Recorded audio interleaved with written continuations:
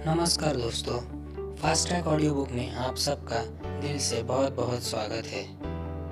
आज का audio book शुरू करने से पहले फास्ट ट्रैक ऑडियो बुक की टीम आप सब सब्सक्राइबर्स को बहुत बहुत धन्यवाद देना चाहती है। हाल ही में हमारे चैनल ने 250 सब्सक्राइबर्स का माइलस्टोन कंप्लीट कर लिया है।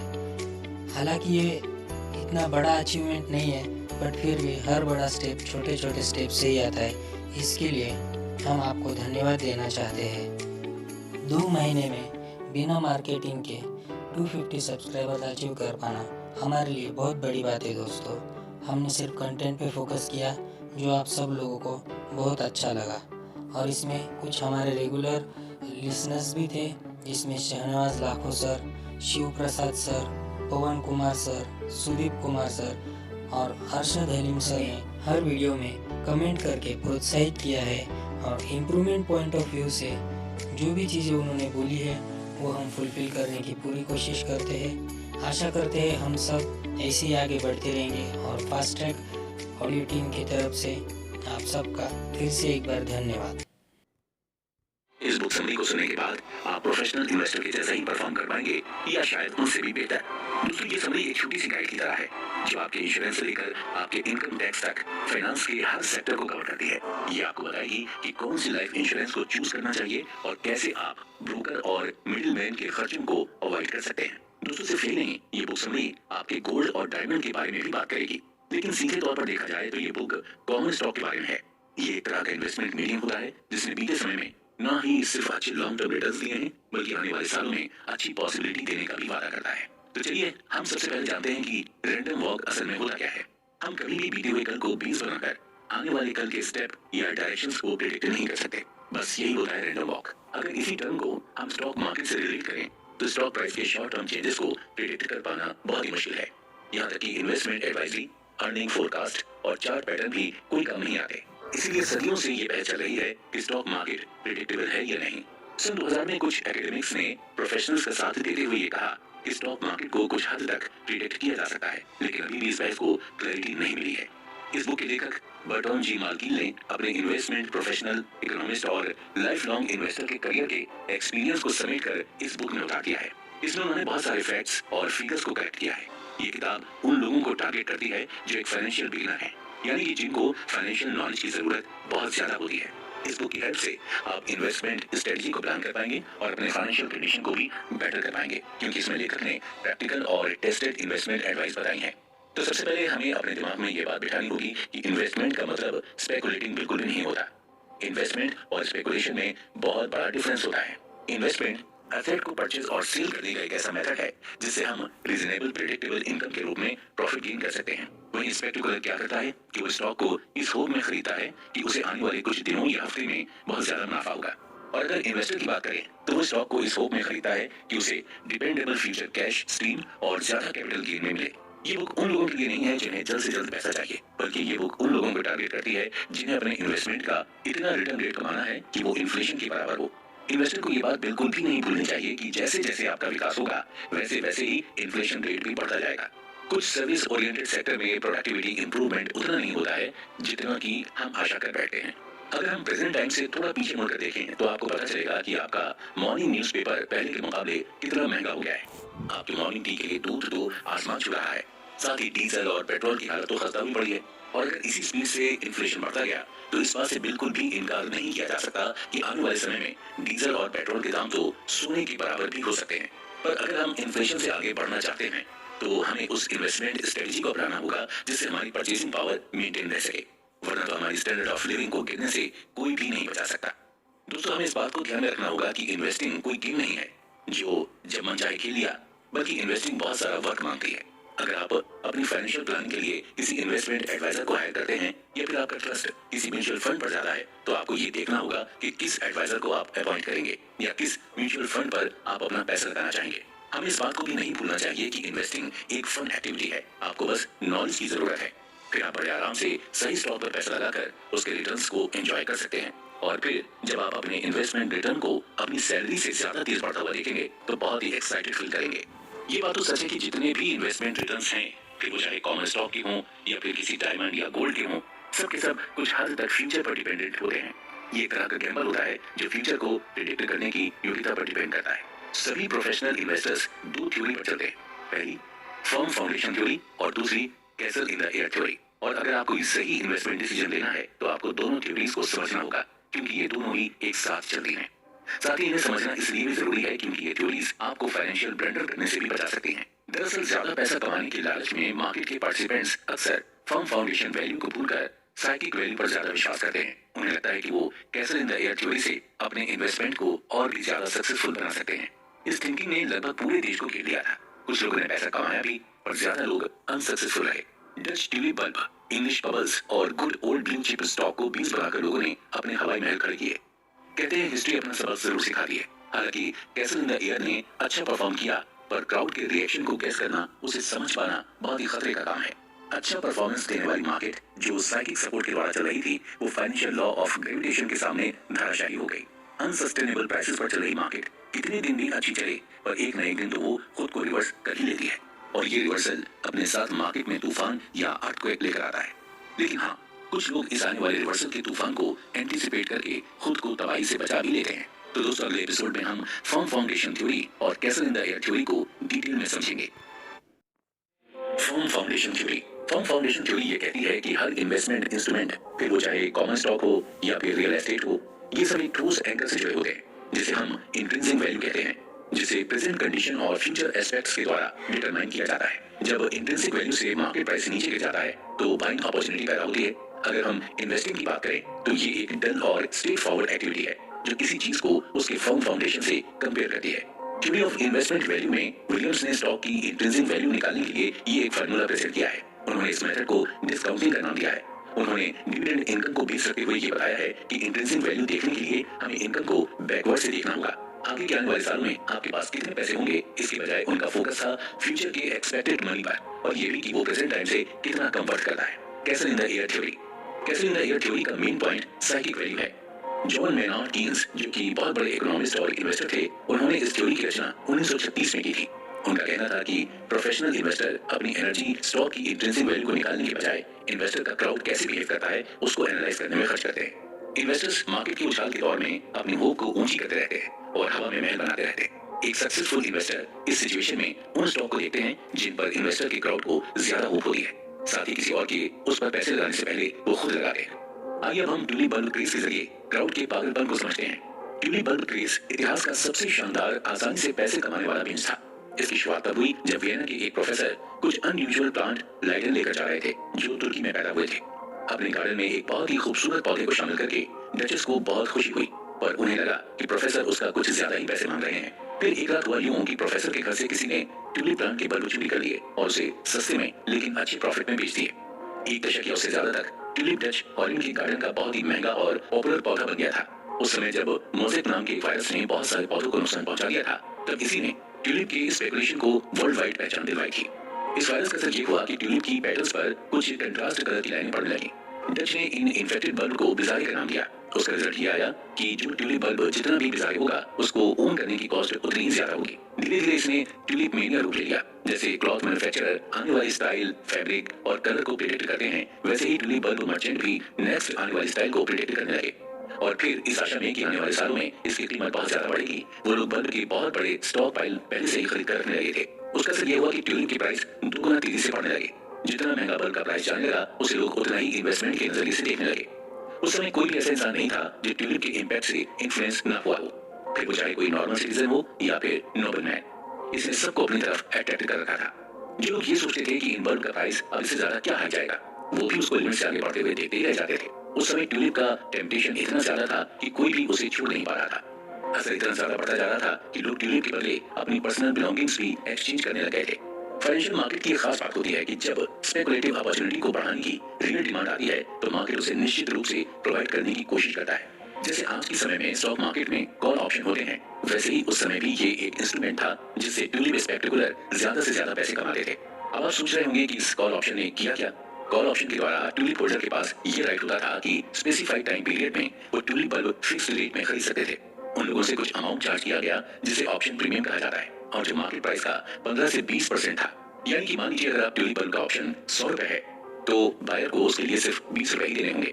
अगर इन्हीं ट्यूलिप बल्ब का प्राइस 200 रुपए तक पहुंच गया तो ऑप्शन होल्डर अपने राइट का यूज करते हुए बल्ब को 100 रुपए में खरीद कर 200 का बेचते थे, जिसमें उनको 80 रुपए का प्रॉफिट मिलता था। और इसी तरह से लोग उस समय चौगुना प्रॉफिट कमा रहे थे। जितने भी हिस्टोरियंस होते हैं वो हिस्ट्री को एग्जामिन करते रहते हैं और फाइनेंशियल हिस्टोरियन तो हर एविडेंस को बार बार रीएनालाइज करते हैं। इसी तरह पीटर गार्बर नाम के एक हिस्टोरियन ने ट्यूलिप बल्ब को एग्जामिन किया और उसका कंक्लूजन ये निकाला कि ये थ्योरी बहुत ही रैशनल है, यानी बल्ब की प्राइसिंग में बहुत ज्यादा ही रैशनैलिटी का यूज किया गया है। गर्बर की रिसर्च में ये पाया गया कि बल्ब प्राइसेस के कोलैप्स हो जाने के बाद भी rare individual bulb high price को डिमांड करता था। जैसा कि हर स्पेकुलेटिव पेज में होता है कि प्राइसेस इतने ज्यादा हाई हो जाने के कारण लोग उन्हें बेचने लगते हैं कि धीरे धीरे हर कोई इस ट्रेंड को फॉलो करने लगता है और फिर शुरू हो जाता है बल्ब प्राइस डिफ्लेशन और इसका प्राइस भी लुढ़कता चला गया। दोस्तों, अब बात करते हैं साउथ सी बबल की। 1963 की बात है। उस समय अच्छी फाइनेंशियल कंडीशन होने के कारण ब्रिटिशर्स के पास काफी सेविंग्स हो चुकी थी और इन्वेस्टमेंट ना के बराबर था। उस दौरान स्टॉक्स को होल्ड करना एक बड़ी प्रिविलेज थी, मतलब ये बहुत कम लोग करते थे। इसी के चलते सिर्फ 499 लोगों ने ही ईस्ट इंडिया स्टॉक में इन्वेस्ट किया था, जिससे उन्होंने बहुत ज्यादा रिवॉर्ड्स कमाए। 1711 में इन्वेस्टमेंट व्हीकल को चलाने के लिए साउथ सी कंपनी की नींव रखी गई ताकि लोग गवर्नमेंट की एबिलिटी पर विश्वास कर पाएं कि वो अपनी ऑब्लिगेशन पूरा करेगी। कंपनी ने गवर्नमेंट के 10 मिलियन पाउंड के IOU खरीदे। बदले में उन्हें साउथ सी कंपनी में ट्रेड करने की मोनोपोली मिली। पब्लिक को लगा कि वो इससे बहुत पैसा कमा पाएंगे और वो स्टॉक को डिस्टिंक्ट फेवर में समझने लगे। इसकी शुरुआती दौर से ही कंपनी बहुत अच्छा प्रॉफिट कमाने में कैपेबल भी थी। गवर्नमेंट सिक्योरिटीज के होल्डर्स अपनी सेविंग्स साउथ सी कंपनी से एक्सचेंज कर लेते थे। जिन्हें प्लान के बारे में पहले से ही खबर थी, वो गवर्नमेंट सिक्योरिटी को 55 पाउंड में खरीद कर उसे साउथ सी कंपनी के स्टॉक के रूप में 100 पाउंड में बेच देते थे। कंपनी के एक भी डायरेक्टर को साउथ अमेरिकन ट्रेड का कोई भी एक्सपीरियंस नहीं था, पर ऐसा माना जाता है कि कंपनी के डायरेक्टर पब्लिक अपीयरेंस में बहुत आगे थे। उन्होंने रेंट पर एक जगह लेकर कुछ अट्रैक्टिव फर्नीचर को वहां बिछा दिया। उसी दौरान कंपनी के वूल से भरे शिप लोड को कार्टागेना की बजाय वीरा क्रूज भेज दिया गया, जहां उसको इतने बायर नहीं मिल पाए। स्पेन में वॉर होने के कारण ट्रेडिंग अपॉर्चुनिटी कोलैप्स हो चुकी थी, फिर भी कंपनी के स्टॉक पैसे कमाने में पीछे नहीं रहे और उन्होंने अच्छा खासा पैसा अर्न किया। 1720 में डायरेक्टर्स ने अपनी रेपुटेशन को कैपिटलाइज करने की सोची और इसके लिए उन्होंने नेशनल डेट को फंड करने की कोशिश की, जिसकी कीमत 31 मिलियन पाउंड थी। और फिर जब ये बिल पार्लियामेंट में पास हुआ तो स्टॉक की कीमत 130 पाउंड से 300 पाउंड तक पहुंच गई। सन 1720 में बिल पास होने के 5 दिन बाद कंपनी ने 300 पाउंड के स्टॉक इशू किए, जिसके लिए उन्होंने इंस्टॉलमेंट प्लान भी निकाला, जिसमें यह था कि 60 पाउंड का डाउन पेमेंट करना होगा और बाकी 8 एक ही इंस्टॉलमेंट में देने होंगे। इस टेम्पटेशन से किंग भी अछूते नहीं रह पाए। उन्होंने 1 लाख पाउंड का स्टॉक सब्सक्राइब किया। इसका टेम्पटेशन इतना ज्यादा था कि इन्वेस्टर्स के बीच लड़ाई तक हो जाती थी और उनकी भूख को मिटाने के लिए कंपनी बार बार और बड़े दामों में स्टॉक को इश्यू करने लगी थी और उसी के चलते नए इश्यू के दाम बढ़कर 1000 पाउंड तक हो गए थे। उस समय स्पेकुलेटिव बूम अपनी चरम सीमा पर था। साउथ सी कंपनी इन्वेस्टर्स की डिमांड को फुलफिल करने में अनकेपेबल साबित हो रही थी, इसलिए इन्वेस्टर दूसरी साउथ सी कंपनी जैसी ही कोई वेंचर ओपन होने की राह देखने लगे थे। फिर जैसे जैसे समय बीता गया, नए फाइनेंशियल प्रपोजल्स आते गए जो कभी कभी बहुत एब्सर्ड भी होते थे और उसके प्रमोशन के लिए फ्रॉड भी बढ़ने लगा। उस समय लगभग 100 डिफरेंट प्रोजेक्ट थे और सब में थोड़ा बहुत डिसेप्शन भी छिपा हुआ था, पर सभी अच्छे रिटर्न का वादा कर रहे थे, जिसके बाद उसे बबल का नाम दे दिया गया। इन्वेस्टर कंपनी की फिजिबिलिटी पर ध्यान न देते हुए बस इस बात पर गौर करते थे कि आगे जाकर उसमें बहुत प्रॉफिट है और वो उसे कमा भी लेंगे। वो कहते हैं कि जब भगवान को किसी को चोट पहुंचानी होती है तो वो उसको किसी न किसी तरीके से गिरा ही देते हैं। ठीक ऐसा ही हुआ साउथ सी कंपनी के साथ। जब डायरेक्टर्स को ये रियलाइज हो गया कि शेयर के प्राइस कंपनी के प्रोस्पेक्ट से बिल्कुल भी मैच नहीं करते, तो उन्होंने उसे बेच दिया। ये न्यूज बाहर लीक हो गई और स्टॉक नीचे गिर गए। इसके साथ शेयर के प्राइस भी नीचे गिर गए और वहां पर पैनिक होने लगा। गवर्नमेंट ने पब्लिक को एश्योरेंस देने की कोशिश की, पर वो भी व्यर्थ चली गई। पब्लिक को आगे के लॉसेस से बचाने के लिए पार्लियामेंट ने बबल एक्ट पास किया, जिसमें यह कहा गया कि कंपनियां स्टॉक सर्टिफिकेट इशू नहीं कर सकती। सन 60 से 90 तक की स्पेकुलेटिव बबल। अपने आप को लॉसेस से बचाने के लिए पब्लिक को फाइनेंशियल एडवाइजर या प्लानर या फिर उन प्रोफेशनल का सहारा लेना पड़ता है जो बड़ी बड़ी कंपनियों या इंस्टीट्यूशंस में काम करते हैं। तो अभी तक तो हमने पब्लिक या क्राउड की मैडनेस समझी, अब बारी आ गई है उससे भी बड़े मैडनेस को समझने की, जो है इन बड़ी कंपनियों या इंस्टीट्यूशंस की madness. The soaring 60s, the new era. उस वक्त ग्रोथ नामक इस शब्द ने बहुत ही जादुई काम किया। दरअसल इन्वेस्टर्स की डिमांड को पूरा करने के लिए कंपनी नए नए इश्यूज मार्केट में लाने लगी। 1959 से लेकर 1962 तक ये एक ऐसा दौर था जब इससे पहले हिस्ट्री में कभी भी इतने नए इशू मार्केट में नहीं आए थे। इसे ट्रॉनिक बूम का नाम भी दिया गया, क्योंकि जो कंपनियां अपने स्टॉक ऑफर कर रही थी उनके नाम में कहीं ना कहीं इलेक्ट्रॉनिक्स शब्द जरूर आता था, फिर चाहे कंपनी के प्रोडक्ट इलेक्ट्रॉनिक हो या नहीं। एग्जाम्पल के तौर पर हम आपको बताते हैं कि एक अमेरिकन म्यूजिक गिल्ड नाम की कंपनी जो डोर टू डोर जाकर फोनोग्राफ रिकॉर्ड्स बेचती थी, उसने अपना नाम पब्लिक में जाने से पहले स्पेस टोन रख लिया था। आप सोच रहे होंगे कि SEC यानी कि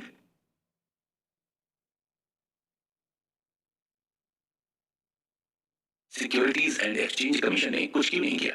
क्या वो उन कंपनियों को सजा नहीं दे सकती थी जिन्होंने फ्रॉड और मिसलीडिंग स्टेटमेंट देकर अपने शेयर इशू किए? दरअसल जब तक कंपनी अपना प्रोस्पेक्ट एडिक्वेट तरीके से बनाती है तब तक एसईसी कुछ नहीं कर सकती। जैसे सिगरेट के पैकेट पर वार्निंग लिखने के बावजूद भी लोग उसका कंजम्पशन करते ही हैं, वैसे ही एसईसी की ये वार्निंग देने के बाद भी कि ये स्टॉक आपकी वेल्थ को कम कर सकते हैं, वो इन्वेस्टर्स को इसमें इन्वेस्ट करने से रोक नहीं सकती। जितने भी बायर्स थे वो इस बात से काफी कन्विंस हो चुके थे कि आगे जाकर इन स्टॉक्स का प्राइस बढ़ेगा ही, जिसके चलते अंडरराइटर्स को इस बात की ज्यादा टेंशन थी कि किसको कितने शेयर्स अलॉट किए जाए। एसईसी किसी को रोक तो नहीं पाई, लेकिन उसने बहुत सारे फ्रॉडलेंट और मार्केट मैनिपुलेशन के एविडेंस को अनकवर किया। उसमें ये पाया गया कि उस समय के हॉट इश्यूज को फर्म के इनसाइडर जैसे पार्टनर, रिलेटिव्स, ऑफिसर और दूसरे सिक्योरिटी डीलर को एलोकेट किए गए थे और फिर एंड में ट्रॉनिक बूम सन 1962 में कोलैप्स कर गया। तालमेल से एनर्जी मिलती है। फाइनेंशियल मार्केट की ये एक सबसे अच्छी बात है कि अगर प्रोडक्ट की डिमांड होगी तो उसे प्रोड्यूस भी किया जाएगा। अब इन्वेस्टर्स ये जानने लगे थे कि अर्निंग पर शेयर से एक्सपेक्टेड ग्रोथ होती रहे। 1960 की मिड में क्रिएटिव एंटरप्रेन्योर ने ये डिस्कवर किया कि ग्रोथ का मतलब सिनर्जी होता है, जिसमें 2+2 को 5 करने की क्वालिटी होती है। इसका मेजर पॉइंट ये था कि एक्विजिशन प्रोसेस खुद ही अर्निंग पर शेयर की ग्रोथ को बढ़ाने में कैपेबल था। ट्रिक बस यही थी कि एक्वायरिंग फर्म में इतनी एबिलिटी थी कि वो हाई मल्टीपल स्टॉक को दूसरी फर्म के लोअर मल्टीपल स्टॉक से स्वैप करा दे। इस मैनिपुलेशन का रिजल्ट यही हुआ कि कॉर्पोरेशन को अपनी अर्निंग फुली डाइल्यूटेड बेसिस पर दिखाना था। जनवरी 1968 में कंग्लोमेरेट के लिए ये म्यूजिक खत्म होने लगा और फिर जब सेलिंग वेव आई तो कंग्लोमेरेट के स्टॉक 40% तक नीचे गिर गए। इस स्पेकुलेटिव केस ने दो फैक्टर्स को रिवील किया। पहला ये कि कंग्लोमेरेट मॉडल है और वो हमेशा के लिए अपने अंपायर को होल्ड नहीं कर सकते। दूसरा ये कि गवर्नमेंट और अकाउंटिंग प्रोफेशनल मर्जर्स की पेस और पॉसिबल एब्यूजेस को लेकर बहुत ज्यादा ही कंसर्न थे। कुछ म्यूचुअल और पेंशन फंड कंग्लोमेरेट स्टॉक के लार्ज पार्ट को होल्ड नहीं करते थे, जिससे उनको लॉस का सामना करना पड़ा। बाद में फिर कंग्लोमेरेट ने अपने अनरिलेटेड और पुअर स्टॉक को शेड करके अपनी एक्विजिशन को बूस्ट करने की कोशिश की। निफ्टी 50 1970 में केवल 4 दर्जन के आसपास ही ऐसी कंपनीज थी जो प्रीमियर ग्रोथ स्टॉक मानी जाती थी। इन कंपनियों का नाम IBM, A1 product, Disney, xerox, पोलराइट और मैकडॉनल्ड्स था। इन्हें निफ्टी 50 का भी नाम दिया गया। ये बिग कैपिटलाइजेशन के स्टॉक थे। इसका मतलब ये हुआ कि कोई इंस्टीट्यूशन इन्हें अच्छी क्वांटिटी में खरीद सकता था बिना मार्केट को डिस्टर्ब किए। और क्योंकि प्रोफेशनल ट्रेडर को ये लगता था कि स्टॉक को करेक्ट टाइम पर पिक करना इम्पॉसिबल तो नहीं पर डिफिकल्ट जरूर है, इसलिए इन कंपनियों के स्टॉक उस समय के लिए बहुत अच्छे ऑप्शन थे। फिर इस बात से कोई फर्क नहीं पड़ता कि उस समय कुछ समय के लिए आपको थोड़े ज्यादा प्राइस देने पड़े। ये स्टॉक ग्रोवर्स साबित होते हैं, यानी कि एक न एक दिन ये अपने प्राइस को जस्टिफाई करते ही हैं। इसके साथ साथ ये स्टॉक परिवार से मिली विरासत जैसे होते हैं, इन्हें आप सेल नहीं कर सकते, इसलिए इन्हें वन डिसीजन स्टॉक भी कहा जाता है। इन्हें तो बस आप एक बार खरीद कर भूल जाइए। रिस्पेक्टेबल होने के कारण ये स्टॉक इंस्टीट्यूशनल इन्वेस्टर्स को एक सिक्योरिटी ब्लैंकेट भी ऑफर करते थे। लेकिन जैसे हर स्पेकुलेटिव क्रेज का एंड होता है, वैसे ही इसके साथ भी हुआ। अचानक से इन्वेस्टर को इसके प्राइस ज्यादा लगने लगे और उन्होंने अपना सेकंड डिसीजन लेते हुए इसे सेल करने का सोचा, जिसके बाद प्रीमियम ग्रोथ स्टॉक मार्केट में मुंह के बल गिर गया। The rolling 80s and return of new issue 1983 का फर्स्ट हाफ भी 1960 का ही रेप्लिका था, यानी कि ये भी न्यू टेक्नोलॉजी और न्यू इश्यू बूम के साथ ही मार्केट में आया था और इसमें भी बायोटेक्नोलॉजी और इलेक्ट्रॉनिक्स शब्द का यूज किया गया था। पिछले पूरे दशक में जितने इशू का कॉम्युलेटिव टोटल था, केवल 1983 के नए इशू उससे कहीं ज्यादा थे और अब इन्वेस्टर्स के लिए ये इनिशियल पब्लिक ऑफरिंग एक हॉटेस्ट गेम बन चुका था। अगर उदाहरण के तौर पर देखा जाए तो एक कंपनी जो पर्सनलाइज्ड रोबोट बनाना चाहती थी, उसने अपना नाम एंड रोबोट्स रखा। कॉन्सेप्ट्स ने फिर से कब्जा किया। साल 1960 में जो इलेक्ट्रॉनिक्स शब्द के मायने थे, वही अब 1980 में बायोटेक्नोलॉजी शब्द के बनते जा रहे थे। 1980 में इंडस्ट्री की सबसे सस्टेनेबल कंपनी जेनेंटेक मार्केट में आई, जिसके स्टॉक की कीमत शुरुआती 20 मिनट की ट्रेडिंग में ही ट्रिपल हो गई थी। बायोटेक कंपनी के द्वारा मार्केट में लाए गए न्यू इश्यू को भूखे इन्वेस्टर्स ने अपने पास रख लिया, क्योंकि उन्हें इस मल्टी-बिलियन डॉलर कंपनी में बहुत ज्यादा स्कोप दिखाई दे रहा था। बायोटेक्नोलॉजी स्टॉक की वैल्यूएशन लेवल ऐसी थी कि पहले कभी भी इन गिनतियों को किसी ने सुना तक नहीं था। 1960 में जहां speculative growth stock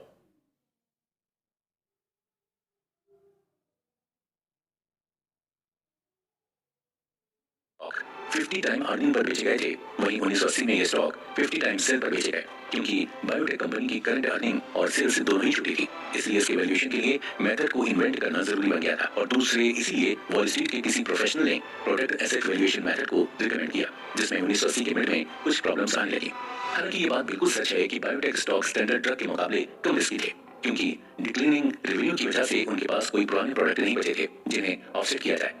positive cell और अर्निंग होना भी एक कमी ही थी, क्योंकि सबको पता था कि आने वाले सालों में इसके गिरने के बहुत ही ज्यादा चांसेस हैं, और वही हुआ भी। 1980 की लेट में बहुत सारे बायोटेक स्टॉक अपनी मार्केट वैल्यू से 3 क्वार्टर तक नीचे गिर गए थे। यहाँ तक कि रियल टेक्नोलॉजी भी इन्वेस्टर्स को लॉस में जाने से नहीं बचा पाई। Japanese yen for land and stock. सबसे लार्जेस्ट बूम और बस्ट 20th सेंचुरी में देखा गया, जिसमें जापानीज रियल एस्टेट और स्टॉक मार्केट इन्वॉल्व थे। 1955 से लेकर 1990 तक जापानी रियल एस्टेट की कीमत 75 टाइम बढ़ चुकी थी, यानी कि एक पूरी अमेरिकन प्रॉपर्टी से 5 गुना ज्यादा।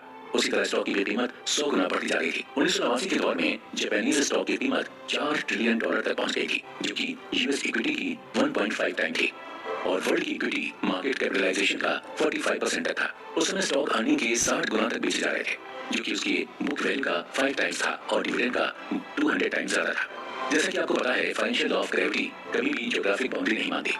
1980 के दशक में लास्ट ट्रेडिंग को निकी इंडेक्स 40,000 की ऊंचाई तक पहुंच गया था। उसके बाद अगस्त के मिड में इंडेक्स में 14,309 तक की गिरावट आई, जिसके ड्रॉप का परसेंटेज 63 था और फिर इसके कंट्रास्ट में DJIA 95% तक नीचे गिर गया। जैसे कि मार्केट हिस्ट्री से हमें क्लियर है कि इन्वेस्टर की सिक्योरिटी इवैल्यूएशन का स्टाइल सिक्योरिटी के प्राइसिंग में बहुत गहरा असर डालता है।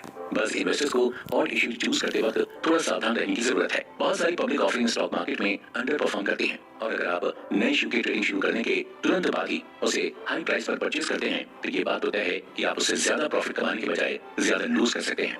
इसीलिए इन्वेस्टर्स को नए इश्यू में इन्वेस्ट करने से पहले हर स्टॉक को संदेह की नजर से देखना चाहिए। सन 2000 का एक्सप्लोसिव बबल। 20th सेंचुरी के आखिरी दशक के फाइनेंशियल डिवेस्टेशन का मुकाबला 21st सेंचुरी के पहले दशक से नहीं किया जा सकता। जब इंटरनेट बबल सन 2000 में आया तो मार्केट से $8 ट्रिलियन उठ चुके थे। जब यूएस रियल एस्टेट का बबल फूट गया तो पूरे विश्व की इकोनॉमी क्रैश कर गई थी, जिसके बाद रिसेशन का दौर आ गया था। Internet bubble. बहुत सारे बबल्स कोई नई टेक्नोलॉजी से या फिर किसी नए बिजनेस अपॉर्चुनिटी से एसोसिएटेड हुए, पर इंटरनेट बबल दोनों से एसोसिएटेड था, जिसने नई टेक्नोलॉजी के साथ साथ इन्वेस्टर्स को नई बिजनेस अपॉर्चुनिटी देने का भी वादा किया। ये नई बिजनेस अपॉर्चुनिटी हमारे इंफॉर्मेशन ऑब्टेन करने के तरीके को, परचेज करने के तरीके को और सेल करने के तरीके को और ज्यादा हाईटेक बनाती है। इस इंटरनेट बबल की शुरुआत तब हुई जब किसी भी ग्रुप के स्टॉक राइज होना शुरू कर दिए थे। इस अपड्राफ्ट ने लोगों को स्टॉक खरीदने के लिए एनकरेज किया। फिर जिन इन्वेस्टर्स को फायदा हुआ, उन्होंने दूसरे इन्वेस्टर्स को बताया कि कितनी आसानी से अमीर बना जा सकता है, जिससे लोगों में काफी टेम्पटेशन बढ़ा और लोग ज्यादा इन्वेस्ट करने लगे। उसका रिजल्ट ये हुआ कि स्टॉक की प्राइस भी बढ़ गई।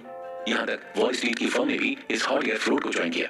एक इन्वेस्टमेंट फर्म गोल्डमैन सैक्स ने ये प्रेडिक्ट किया कि .com कंपनियों के द्वारा बंद किया गया कैश इन्वेस्टर्स के सेंटिमेंट का इशू है, लॉन्ग टर्म रिस्क का नहीं। कुछ महीने बाद गोल्डमैन सैक्स की रिपोर्ट सच साबित हुई और सैकड़ों इंटरनेट कंपनियां बैंकरप्ट हो गईं। इसका cash burn issue rate short term risk था, लॉन्ग टर्म नहीं। द ग्लोब.com। स्टीफन पेटरनोट और टॉड क्रिजलमैन के द्वारा द ग्लोब.com कंपनी एस्टैब्लिश की गई। ये कंपनी एक ऑनलाइन मैसेज बोर्ड सिस्टम थी जो लार्ज बैनर को सेल करके रेवेन्यू कलेक्ट करती थी। पहले के टाइम में किसी को आईपीओ के साथ मार्केट में आने के लिए रेवेन्यू और प्रॉफिट की जरूरत होती थी, पर उस समय कंपनी के पास दोनों नहीं थे। लेकिन फिर भी इसके बैंकर ने इसको $9 पर शेयर के मार्केट के साथ उतारा। इसके प्राइस तुरंत ही $97 तक पहुंच गए थे और वो दिन मार्केट का सबसे तेजी से प्राइस बढ़ने वाला दिन बना। फिर देखते ही कंपनी $1 बिलियन वर्थ वाली कंपनी बन गई और इसके दोनों फाउंडर मल्टी मिलियनियर। दोनों फाउंडर के अमीर बनने के बाद उन लोगों ने ये वेबसाइट बंद कर दी। क्लेनर पर्किंस जो एक वेंचर कैपिटलिस्ट थे, उन्होंने इंटरनेट रिलेटेड स्टॉक को greatest legal creation of wealth बताया, पर वो ये बताना भूल गए कि ये greatest legal destruction of wealth भी था। सन 2000 के पहले क्वार्टर में 916 वेंचर कैपिटल फर्म्स ने $15.7 बिलियन 1009 स्टार्टर इंटरनेट कंपनियों में इन्वेस्ट किए। 159 इनिशियल पब्लिक ऑफरिंग ने पहले क्वार्टर को बहुत ही शानदार तरीके से कंप्लीट किया। ऐसा लग रहा था मानो स्टॉक मार्केट स्ट्रॉइड पर है, जैसा कि साउथ सी बबल में हुआ था। बहुत सारी कंपनीज जो फाइनेंस रिसीव कर रही थी वो थोड़ी एब्सॉर्ब थी और सारी की सारी .com जैसी दवाई में तब्दील हो चुकी थी। जैसे डिजीसेंस ने ऐसा पेरिफेरल बनाया जिसको प्लग करने से वेबसाइट और कंप्यूटर गेम स्मेल करने लगते थे। इस कंपनी ने मार्केट में मिलियन तक कमाए। और भी ऐसे कई एग्जाम्पल हैं जो ये रिप्रेजेंट करते हैं कि उस दौरान कंपनियां किसी भी प्रोडक्ट को मैन्युफैक्चर करके मिलियन तक कमा जाती थी। इसी के चलते ये सारी कंपनियां बिजनेस मॉडल नहीं बल्कि ये बिजनेस फेल्यूर साबित हुई। New valuation matrix. Internet related कंपनियों के हमेशा बढ़ते हुए पैसे को मेजर करने के लिए सिक्योरिटी एनालिस्ट को न्यू मैट्रिक्स की वैरायटी की जरूरत पड़ने लगी, जिससे वो उनके स्टॉक की वैल्यू को मेजर कर पाए। नए इंटरनेट के दौर में सेंस, रेवेन्यूज और प्रॉफिट ये सब इररेलेवेंट बन गए थे। इंटरनेट कंपनियों को वैल्यू करने के लिए एनालिस्ट ये देखने लगे कि जब वेब पेज को कितने लोगों ने देखा या फिर वेबसाइट पर कितने लोगों ने विजिट किया, और सबसे ज्यादा इंपॉर्टेंट थे एंगेज्ड शॉपर्स जो कम से कम 3 मिनट तो वेबसाइट पर बिताते ही बिताते हैं। drugstore.com की वेबसाइट को 48% आईबॉल्स व्यू कर चुकी थी, जो कि एंगेज्ड शॉपर थी। उनकी सेल्स बहुत ओल्ड फैशन थी। इसने 2000 के बबल में सिर्फ $67.5 ही हिट किया था और जब इसका प्रॉफिट देखने की बारी आई तो वो सारे पेनी स्टॉक ही निकले। एक और नॉन फाइनेंशियल मैट्रिक है जिसने ये साबित कर दिया था कि उस समय इन्वेस्टर्स ने सच में अपना दिमाग कहीं खो रखा था। इसका नाम माइंडशेयर था। एक homestore.com नाम की कंपनी रियल एस्टेट प्रॉपर्टी को लिस्ट करती थी, जिसकी वेबसाइट पर 72% इंटरनेट यूजर अपना टाइम स्पेंड करते थे। पर माइंडशेयर इंटरनेट यूजर को कन्विंस नहीं कर पाया और ये कंपनी अपनी ऊंचाई से 99% तक नीचे गिर गई थी। टेलीकॉम कंपनियों के लिए एक और स्पेशल मैट्रिक बनाई गई। उस समय सिक्योरिटी एनालिस्ट टनल्स में जाकर ये चेक करते थे कि कितने फाइबर ऑप्टिक केबल कितने मीलों तक गए हैं। हर टेलीकॉम कंपनी ने पैसा उधार लेकर इतने सारे फाइबर बिछाए कि उससे पूरी अर्थ को 1500 बार लपेटा जा सकता था। फिर जैसे ही टेलीकॉम कंपनियों के स्टॉक ऊपर तक चले गए, जो कि किसी नॉर्मल वैल्यूएशन स्टैंडर्ड के ऊपर था, सिक्योरिटी एनालिस्ट ने उनके स्टैंडर्ड को लो कर दिया। टेलीकॉम इन्वेस्टमेंट पर जितने भी $1 ट्रिलियन लुटाए गए थे, वो सब बबल के फूट जाने पर उड़ गए। The housing bubble. Government policy और लैंडिंग प्रैक्टिसेस में आए बदलाव के कारण घरों की डिमांड में बहुत ही तेजी से इजाफा हुआ था और हाउस क्रेडिट के कारण घरों की कीमत में भी राइज आया और जब प्राइस बढ़े तो उसने बायर्स को और ज्यादा एनकरेज किया।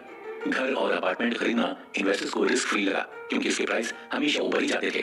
कुछ लोग घर रहने के लिए नहीं खरीद रहे थे बल्कि उसकी रजिस्ट्री करा रहे थे ताकि दोबारा सेल करने में उन्हें उसका दुगना दाम मिले। घरों के प्राइसेस तो बढ़े पर जनरल प्राइस रखे और जैसा कि हमें बबल के बारे में पता है कि वो आखिरकार टूट ही जाते हैं।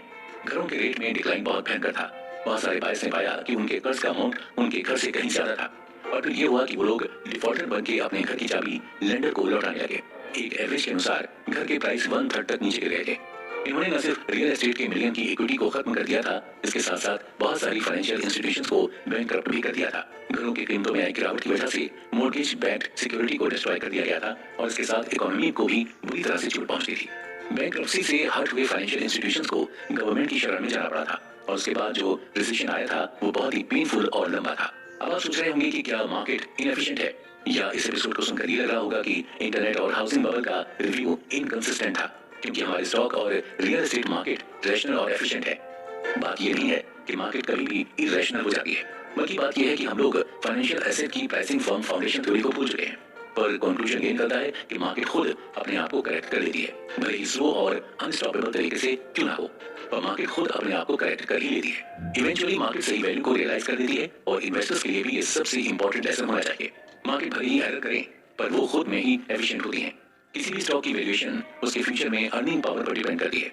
इन्वेस्टमेंट रिस्क को कभी भी प्रिडिक्ट नहीं किया जा सकता, तो जिस रेट से फ्यूचर को डिस्काउंट किया जा रहा है उसका भी अंदाजा नहीं लगाया जा सकता।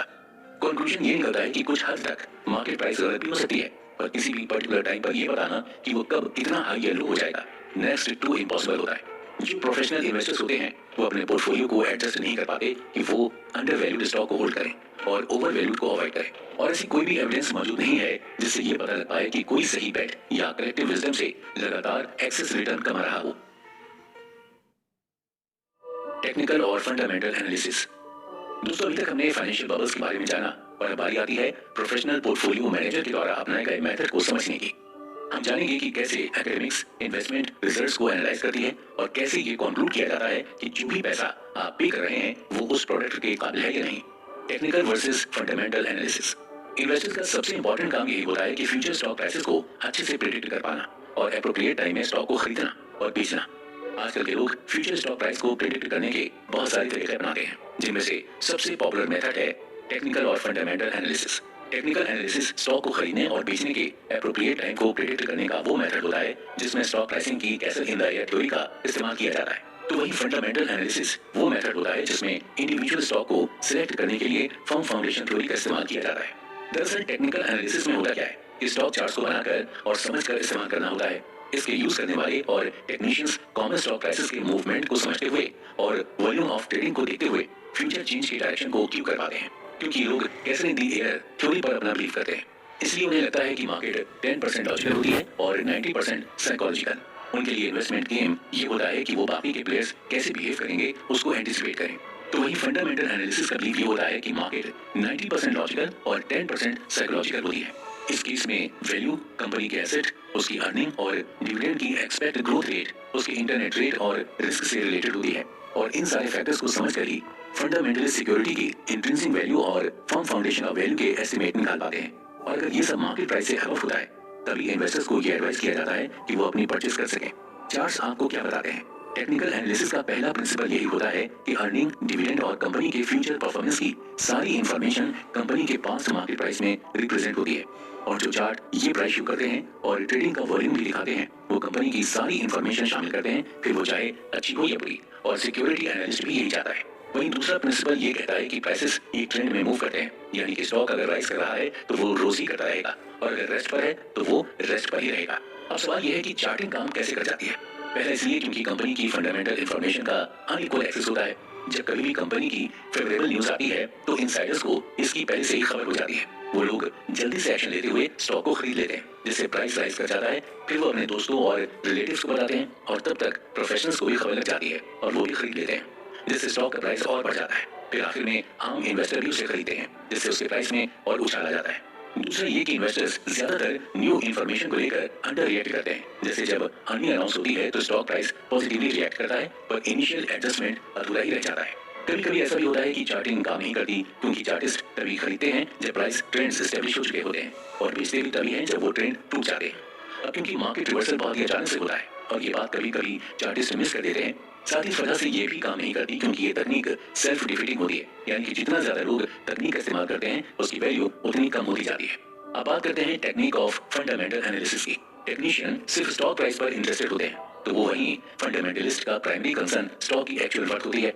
क्राउड के ऑप्टिमिज्म और पेसिमिज्म से फंडामेंटलिस्ट को कोई फर्क नहीं पड़ता, और स्टॉक के करंट प्राइस और उसकी ट्रू वैल्यू में शार्प डिस्टिंक्शन को निकालना भी फंडामेंटलिस्ट का मेन काम होता है। स्टॉक की फर्म फाउंडेशन वैल्यू को एस्टिमेट करना और फर्म की फ्यूचर डिविडेंड और अर्निंग स्ट्रीम को एस्टिमेट करना फंडामेंटलिस्ट का बहुत ही जरूरी काम होता है। एनालिस्ट को sales level, operating cost, tax rates, depreciation और कैपिटल रिक्वायरमेंट की कॉस्ट और सोर्स, ये सब एस्टिमेट करना होता है। सभी फंडामेंटलिस्ट 4 बेसिक डिटरमिनेंट्स की मदद से स्टॉक की प्रॉपर वैल्यू निकालते हैं। सबसे पहले बात करते हैं डिटरमिनेंट्स 1, यानी कि एक्सपेक्टेड ग्रोथ रेट की। बहुत सारे लोग फाइनेंशियल डिसीजन लेते वक्त कंपाउंड ग्रोथ को भूल जाते हैं। कंपाउंडिंग वो मेथड है जिसके द्वारा 10 + 10 का जोड़ 20 आने के बजाय 21 आता है। यानी कि मान लीजिए अगर इस साल आपने 1000 रुपए इन्वेस्ट किए हैं, जिस पर 10% का एनुअल रिटर्न मिलता है, तो 2 साल बाद वो 2100 हो जाएगा। एक इंटरेस्टिंग रूल है जिससे ये पता लग जाता है कि आपके पैसे डबल होने में कितने साल लगेंगे। इस रूल का नाम द रूल ऑफ 72 है। आप जितना भी इंटरेस्ट रेट अर्न करते हैं उसे 72 से डिवाइड कर दीजिए और आपको ये पता चल जाएगा कि आपके एक्सपेक्टेड अमाउंट को कितने साल लगेंगे। अब आता है डिटरमिनेंट 2, यानी कि expected dividend pay out. Stock price को डिटरमिन करने के लिए सबसे इंपॉर्टेंट फैक्टर ये है कि आप हर पे आउट पर कितना डिविडेंड रिसीव करते हैं। अगर हर चीज इक्वल रखी जाए तो जितना ज्यादा डिविडेंड पे आउट होगा उतनी ही ज्यादा स्टॉक की वैल्यू होगी। और अगर ग्रोथ प्रोस्पेक्ट अनफेवरेबल है तो ऐसे स्टॉक जो डिविडेंड की अर्निंग में हाई परसेंटेज पे आउट करते हैं वो पुअर इन्वेस्टमेंट हो सकते हैं। बहुत सारी कंपनीज अपने डायनेमिक ग्रोथ फेज में डिविडेंड नहीं पे करती, बल्कि वो अपने शेयर्स बाई बैक कर लेती हैं। डिटरमिनेंट 3, यानी कि रिस्क डिग्री। स्टॉक मार्केट में रिस्क बहुत ही इंपॉर्टेंट रोल निभाता है। फिर इससे कोई फर्क नहीं पड़ता कि आपका ब्रोकर आपसे क्या कहता है, रिस्क हमेशा ही रहता है और ये मार्केट को बहुत ही फैसिनेटिंग बनाता है। रिस्क स्टॉक की वैल्यूएशन को भी अफेक्ट करता है। स्टॉक जितना ही रिस्पेक्टेबल होगा और जितना कम उसमें रिस्क होगा, उसकी क्वालिटी उतनी ही ज्यादा होगी। कहा जाता है कि ब्लू चिप कंपनी के स्टॉक क्वालिटी प्रीमियम को डिजर्व करते हैं। हालांकि एक जनरल एग्रीमेंट ये है कि हाई रिस्क का कंपनसेशन बहुत ज्यादा ही रिवॉर्ड लेकर आता है। और अब आते हैं डिटरमिनेंट 4, मार्केट इंटरेस्ट रेट के लेवल पर। इन्वेस्टर को और कहां से प्रॉफिट कमाया जा सकता है, इस बात का ध्यान रखना चाहिए। इंटरेस्ट रेट अगर हाई है तो ये स्टेबल प्रॉफिटेबल ऑल्टरनेटिव साबित हो सकता है। 1980 में जब प्राइम क्वालिटी के कॉर्पोरेट बॉन्ड 15% तक ऊपर बढ़ गए थे, तो स्टॉक प्राइस के एक्सपेक्टेड रिटर्न को इन बॉन्ड्स के बराबर आने में बहुत मुश्किल हो रही थी। और फिर एंड में ये हुआ कि सारा मनी फ्लो बॉन्ड में चला गया और स्टॉक प्राइसेस बहुत ही तेजी से नीचे गिर गए। 1987 में फिर से इंटरेस्ट रेट बहुत आगे बढ़ गए और स्टॉक मार्केट फिर से क्रैश कर गया। अगर इन इंसिडेंट्स को समराइज करके बोला जाए तो इन्वेस्टर्स को हाई यील्डिंग बॉन्ड से अट्रैक्ट करना है तो उन्हें बार्गेन बेसमेंट प्राइस ऑफर करनी होगी। क्या आपको पता है कि फंडामेंटल एनालिसिस कब काम करने में फेल हो जाता है? साइंटिफिक एविडेंस के बाद भी कुछ वजहों से ये काम नहीं कर पाते। पहला ये हो सकता है कि जो इनको इन्फॉर्मेशन दी जा रही है वो पूरी तरह से ठीक नहीं होती। दूसरा ये कि मान लीजिए इन्हें एकदम करेक्ट इन्फॉर्मेशन भी मिल गई, फ्यूचर ग्रोथ के इम्प्लीकेशन को भी अच्छे से एस्टिमेट कर दिया गया, पर फिर भी शायद एनालिस्ट फॉल्ट एस्टिमेट ही ले लें, क्योंकि ग्रोथ के स्पेसिफिक एस्टिमेट को इंट्रिंसिक वैल्यू के एस्टिमेट में ट्रांसलेट करना बहुत मुश्किल होता है। और तीसरी प्रॉब्लम यह है कि मान लीजिए आपको इन्फॉर्मेशन भी सही मिल गई, आपने सही एस्टिमेट भी लगा लिया, पर फिर भी स्टॉक प्राइस नीचे गिर सकता है। यानी कि अगर एनालिस्ट ग्रोथ रेट एस्टिमेट में सही है फिर भी कस्टमर गेन नहीं कर पाएगा। अगर हम फंडामेंटल और टेक्निकल एनालिसिस को एक साथ यूज करें तो क्या होगा? बहुत सारे इन्वेस्टर दोनों एनालिसिस को एक साथ यूज करते हैं, ये देखने के लिए कि क्या परचेज अभी भी अट्रैक्टिव है या नहीं। इनको 3 रूल में बांटा गया है। रूल नंबर 1 ये कहता है कि उन्हीं कंपनियों से खरीदना चाहिए जिनकी एक्सपेक्टेड अर्निंग ग्रोथ 5 या उससे ज्यादा सालों में अबव एवरेज से ज्यादा। स्टॉक इन्वेस्टमेंट का जो सबसे इंपॉर्टेंट एलिमेंट होता है वो है extra ordinary earning growth rate.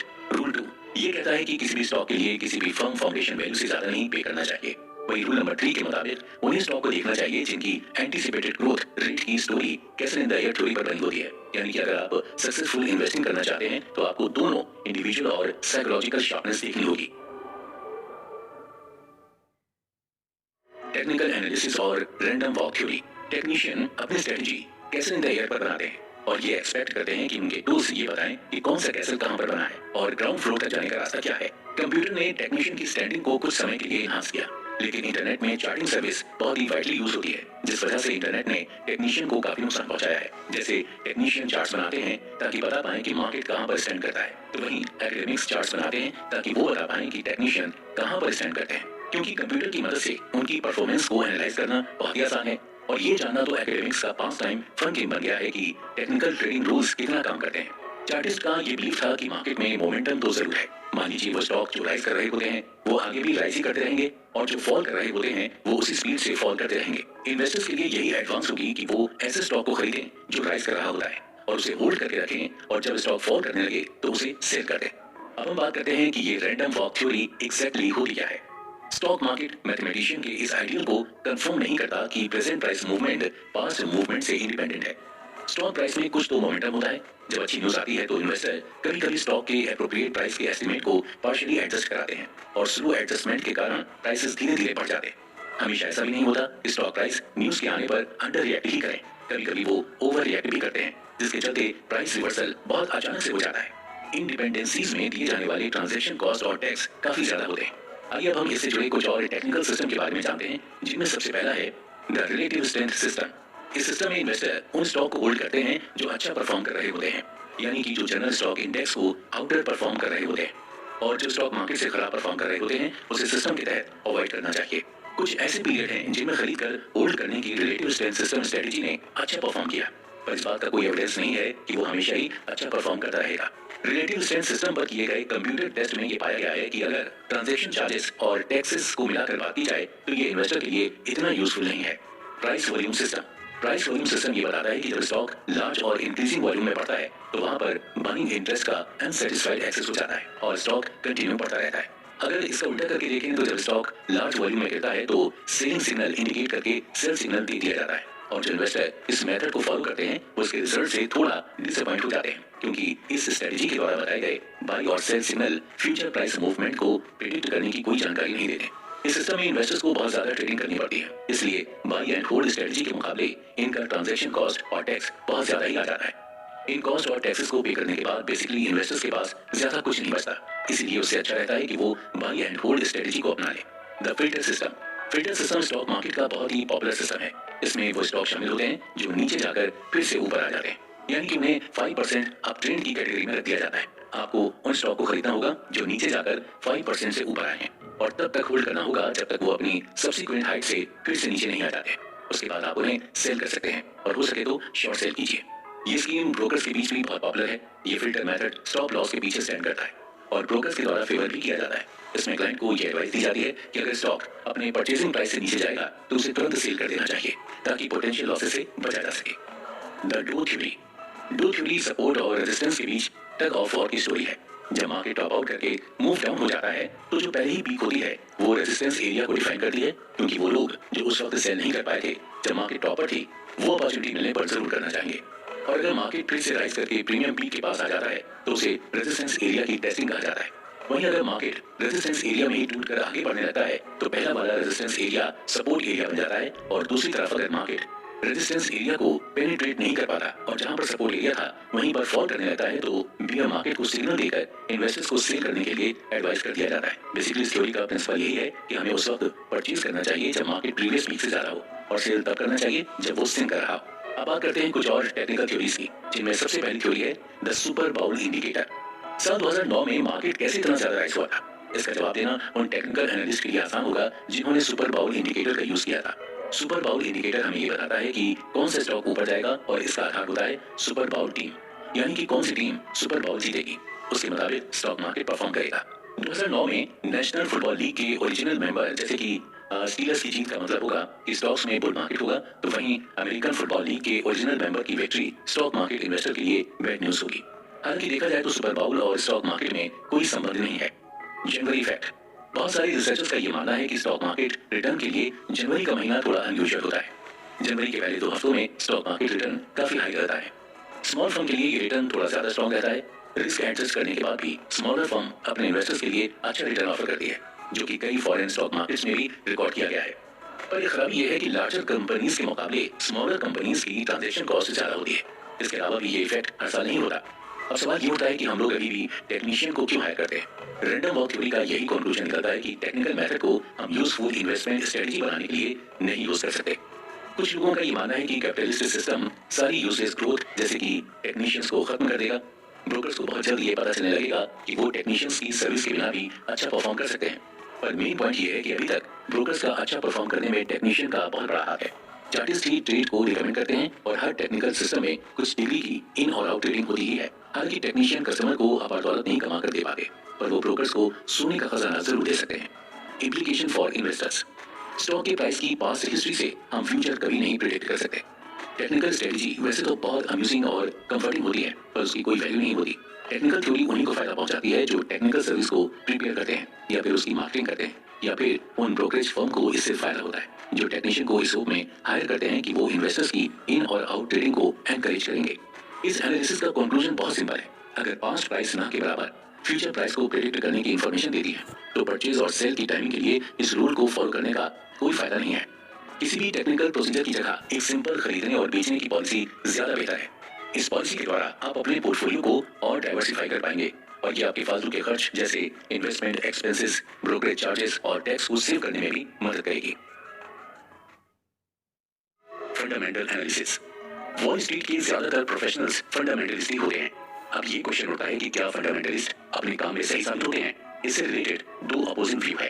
पहला ये कि वॉल स्ट्रीटर्स को ये लगता है कि फंडामेंटल एनालिसिस और पावरफुल होती जा रही है, पर एकेडमिक्स का ये मानना है कि फंड मैनेजर और एनालिस्ट स्टॉक को पिक करने में गलती कर सकते हैं। इस एपिसोड में हम इन्हीं दोनों की बीच की लड़ाई को समझेंगे।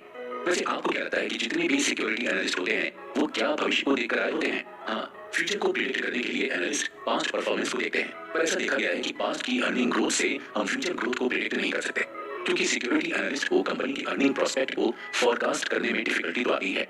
और जो इन्वेस्टर्स इन फोरकास्ट पर अपना ब्लाइंड फेथ रखकर इन्वेस्टमेंट का सिलेक्शन करते हैं, उन्हें थोड़ा डिसअपॉइंटमेंट का सामना करना पड़ सकता है। ऐसे 5 फैक्टर्स हैं जो ये एक्सप्लेन करने में हमारी मदद करेंगे कि सिक्योरिटी एनालिस्ट को फ्यूचर प्रेडिक्ट करने में इतनी डिफिकल्टी का सामना क्यों करना पड़ता है। पहला फैक्टर है इन्फ्लुएंस ऑफ रैंडम इवेंट्स। ऐसे चेंजेस जो कॉर्पोरेट अर्निंग के बेसिक प्रोस्पेक्ट को इफेक्ट करते हैं, वो मोस्टली रैंडम होते हैं। कंपनी में बहुत से ऐसे इंपॉर्टेंट इवेंट्स होते हैं जो अनप्रेडिक्टेबल होते हैं और इंडस्ट्री को बहुत ज्यादा ही अफेक्ट करते हैं। रैंडम इवेंट्स जैसे major oil spill, terrorist attack, किसी नए कॉम्पिटिटर की एंट्री, प्राइस वॉर और नेचुरल डिजास्टर जैसे फ्लड और हरिकेन वगैरह। अब दूसरा फैक्टर आता है production of dubious reported earnings. Company अपने बारे में हमें जो बताती है वो तो इंटरेस्टिंग ही होता है, पर जो हमसे छिपा ली जाती है वो भी सबसे ज्यादा वाइटल होता है। एक मेजर प्रॉब्लम जो एनालिस्ट करंट और प्रोजेक्टिव फ्यूचर अर्निंग को इंटरप्रेट करने में फेस करता है वो ये है कि कंपनी अपने प्रो फॉर्मा अर्निंग को एक्चुअल अर्निंग के रूप में दिखाती है, जो अकाउंटिंग प्रिंसिपल्स के द्वारा एक्सेप्टेड होता है। प्रो फॉर्मा अर्निंग कंपनी की वो कॉस्ट होती है जो अनयूजुअल होती है और जिसे कंपनी इग्नोर कर देती है। तीसरा फैक्टर है एनालिस्ट के द्वारा किया गया एरर। अगर सच्चाई बोली जाए तो सिक्योरिटी एनालिस्ट हमेशा समझदार और क्रिटिकल नहीं हो सकते। वो भी कभी कभी गलती कर बैठते हैं, फिर वो चाहे इंटेंशनली हो या अनइंटेंशनली। कभी कभी वो अमाउंट को कैलकुलेट करने में गलती कर देते हैं, जैसे डेसिमल कहीं और लगाना था और लगा दिया कहीं और। इससे पूरी रिपोर्ट पर असर पड़ता है और अगर एनालिस्ट ऐसा है जो अपनी गलती मानकर सही कर दे तो ठीक, वरना फिर इन्वेस्टर्स के पैसे को डूबने से कोई नहीं बचा सकता। चौथा फैक्टर है loss of the best analysts to the sales desk और टू पोर्टफोलियो मैनेजमेंट। बहुत सारे सिक्योरिटी एनालिस्ट सिक्योरिटी को एनालाइज करने के लिए काम नहीं करते। वो अक्सर हाई पावर्ड इंस्टीट्यूशन के सेल्स पीपल होते हैं या फिर उन्हें प्रमोट करके पोर्टफोलियो मैनेजर के रिस्पेक्टेबल डेस्क पर बैठा दिया जाता है। और जो इंस्टीट्यूशनल इन्वेस्टर्स होते हैं वो किसी अथॉरिटी से बात करना चाहते हैं, किसी सेल्स पर्सन से नहीं। इसलिए सेल्स पर्सन पीछे हो जाता है और एनालिस्ट ही उन्हें डील करता है। और जो सबसे क्वालिफाइड एनालिस्ट होते हैं उन्हें ये लगता रहता है कि वो अपना टाइम किसी फाइनेंशियल रिपोर्ट की बजाय इंस्टीट्यूशनल क्लाइंट को दे रहे हैं। और बात करते हैं 5वें फैक्टर की, जो कि है conflict of interest between research and investment banking department. Analyst का सबसे बड़ा गोल पोजीशन पर जितना हो सके उतना प्रॉफिट कमाना, और ब्रोकर के लिए जो सबसे भरा हुआ कैश रजिस्टर होता है वो इन्वेस्टमेंट बैंकिंग डिवीजन में पाया जाता है। इस वजह से बैंकिंग क्लाइंट्स पर ज्यादा ध्यान दिया जाने लगा। और यहीं से कॉन्फ्लिक्ट की शुरुआत हुई। एक एनालिस्ट की सैलरी और बोनस उनके अंडरराइटिंग डिपार्टमेंट को असिस्ट करने के आधार पर डिसाइड होती है, और जब ऐसा रिलेशनशिप मौजूद होता है तो एनालिस्ट सिर्फ इन्वेस्टमेंट बैंकिंग डिवीजन के टूल बनकर रह जाते हैं। अगर हम म्यूचुअल फंड की परफॉर्मेंस की बात करें तो लकीली एक ग्रुप के प्रोफेशनल के रिकॉर्ड्स अगर म्यूचुअल फंड के कॉन्टेक्स्ट में है तो वो पब्लिकली अवेलेबल है। इन्वेस्टर्स अगर एवरेज म्यूचुअल फंड खरीदते हैं तो उन्हें उससे ज्यादा फायदा नहीं होता, पर वहीं अगर वो अनमैनेज्ड ब्रॉड स्टॉक इंडेक्स को परचेज करके होल्ड करते हैं तो उन्हें उसकी परफॉर्मेंस ज्यादा समझ आएगी। अगर दूसरे शब्दों में कहें तो म्यूचुअल फंड किसी भी सिलेक्टेड ग्रुप ऑफ स्टॉक को आउट परफॉर्म नहीं कर पाए हैं। हम ये भी नहीं कह रहे हैं कि फंड इन्वेस्टमेंट मैनेजर्स का सबसे बुरा इन्वेस्टमेंट का लॉट है, लेकिन म्यूचुअल फंड की परफॉर्मेंस दूसरे प्रोफेशनल इन्वेस्टर से कहीं ना कहीं बेटर ही है। दोस्तों, अब हम बात करेंगे एफिशिएंट मार्केट हाइपोथेसिस की। फंडामेंटल एनालिस्ट किसी भी टेक्निकल एनालिस्ट से ज्यादा अच्छा नहीं परफॉर्म करते जिससे इन्वेस्टर्स को अबव एवरेज रिटर्न मिल सके। कुछ लोगों ने एफिशिएंट मार्केट हाइपोथेसिस यानी ईएमएच को दो भागों में डिवाइड कर दिया है। जो सेमी स्ट्रॉन्ग फॉर्म है वो ये कहता है कि कोई भी पब्लिक इंफॉर्मेशन किसी अंडर वैल्यूड सिक्योरिटीज को सिलेक्ट करने में हेल्प नहीं करती, और स्ट्रॉन्ग फॉर्म ये कहता है कि कंपनी के बारे में कुछ भी पता हो या जानने लायक हो वो फंडामेंटल एनालिस्ट को हेल्प नहीं करेगी। स्ट्रॉन्ग फॉर्म के अनुसार ये भी कहा जाता है कि कंपनी की कोई भी इनसाइड इंफॉर्मेशन भी एनालिस्ट को फायदा नहीं पहुंचा सकती। हमें लगता है कि स्ट्रॉन्ग फॉर्म कुछ ज्यादा ही बढ़ चढ़कर है। वो ये नहीं मानता कि कंपनी की इनसाइड इंफॉर्मेशन से मदद मिलती है। नैरो या वीक ईएमएच ये कहता है कि टेक्निकल एनालिस्ट पास के स्टॉक प्राइसेस इन्वेस्टर्स को हेल्प नहीं कर सकते क्योंकि प्राइस एक पीरियड से दूसरे पीरियड तक मूव करते रहते हैं। वहीं ब्रॉड फॉर्म ये कहता है कि फंडामेंटल एनालिस्ट भी हेल्पफुल नहीं होते। जो सबसे ज्यादा कंसर्न करता है वो है कंपनी की अर्निंग और डिविडेंड, कंपनी का फेवरेबल और अनफेवरेबल डेवलपमेंट जो कि एक फंडामेंटल एनालिस्ट समझता है और जो कंपनी के स्टॉक प्राइस में भी नजर आता है। एफिशिएंट मार्केट हाइपोथेसिस ये नहीं कहता कि स्टॉक प्राइस इनलेसली मूव करते हैं और फंडामेंटल इंफॉर्मेशन के चेंजेस को लेकर इनसेंसिटिव होते हैं, बल्कि होता इसका उल्टा है। मार्केट इतनी एफिशिएंट है कि जब भी कोई इंफॉर्मेशन आती है तो प्राइस बहुत जल्दी मूव करने लगते हैं और कोई भी ज्यादा बेनिफिट कमाने के लिए उसे उतनी जल्दी खरीद या बेच नहीं सकता। कोई भी न्यूज रैंडमली ट्रेवल करती है जो कि अनप्रेडिक्टेबल होती है। इसको फंडामेंटल या टेक्निकल इंफॉर्मेशन को पढ़ने से प्रेडिक्ट नहीं किया जा सकता। दोस्तों, अगर हाई फ्रीक्वेंसी ट्रेडिंग की बात करें तो एचएफटी में ऐसा क्या होता है कि स्टॉक मार्केट में हाई स्पीड कंप्यूटर्स को इंस्टॉल कर दिया जाता है जिससे कुछ पार्टिसिपेंट्स को ये सहूलत मिल जाती है कि वो स्टॉक को खरीद या बेच सकते हैं, वो भी इतनी स्पीड से जितना कि आप पलकों को झुकाने में लगाते हैं। अगर ये कहा जाए कि इन्वेस्टर्स की स्पीड की भूख को मिटाने का नेक्स्ट डेवलपमेंट रिस्पॉन्स है तो गलत नहीं होगा। अगर हम हिस्ट्री देखें तो टेक्नोलॉजी ने ट्रेडिंग को बहुत ही ड्रास्टिकली चेंज करके रख दिया है। अब तो इसके द्वारा market moving news stock price में रिफ्लेक्ट कर रही है कि नहीं, ये भी इंश्योर किया जा सकता है। बहुत सारे स्टॉक मार्केट वॉल्यूम इन्हीं हाई स्पीड नेटवर्क से ही कंडक्ट किए जाते हैं। इसके साथ साथ ये भी इंश्योर करता है कि exchange traded broad based index fund appropriately price है कि नहीं। एचएफटी इंडिविजुअल इन्वेस्टर को हार्म करने के बजाय उन्हें ये अश्योर करने का बेनिफिट देता है कि ईटीएफ एक्सचेंज ट्रेडेड फंड्स सही से प्राइस किए गए हैं। दोस्तों, अगले एपिसोड में हम मॉडर्न पोर्टफोलियो थ्योरी के बारे में बात करेंगे जिससे आप अपने रिस्क को कम करते हुए पॉसिबल हायर रिटर्न अर्न कर सकते हैं। Modern portfolio theory. कुछ ऐसे एकेडमिक्स हैं जिन्होंने ये कहा कि मार्केट में रैशनैलिटी नहीं बल्कि साइकोलॉजी चलती है। उनका ये भी मानना था कि मार्केट एफिशिएंट नहीं है और मार्केट प्राइस को प्रेडिक्ट किया जा सकता है। साथ ही बहुत सारी स्ट्रेटेजीज को फॉलो करके हम मार्केट को बीट भी कर सकते हैं। एफिशिएंट मार्केट हाइपोथेसिस हमें ये बताती है कि स्टॉक मार्केट इतना सक्षम होता है कि नई इंफॉर्मेशन के आने पर वो खुद ही एडजस्ट हो जाता है और कोई भी उसके आने वाले फ्यूचर कोर्स को अच्छी तरह से प्रेडिक्ट नहीं कर सकता। कॉमन सेंस ये भी कहता है कि कुछ लोग मार्केट को बीट भी कर सकते हैं। ये सिर्फ चांस की बात नहीं है, पर जिस मेथड से हम मार्केट को बीट कर सकते हैं वो है जब हम ग्रेटर रिस्क को अज्यूम कर पाए। अब ग्रेटर रिस्क को अज्यूम कर पाने से क्या मतलब है? रिस्क बहुत ही भटकाने वाला कॉन्सेप्ट है। इन्वेस्टर की बात तो छोड़िए, इकोनॉमिस्ट भी इस टर्म को डिफाइन करने में इनकेपेबल हैं।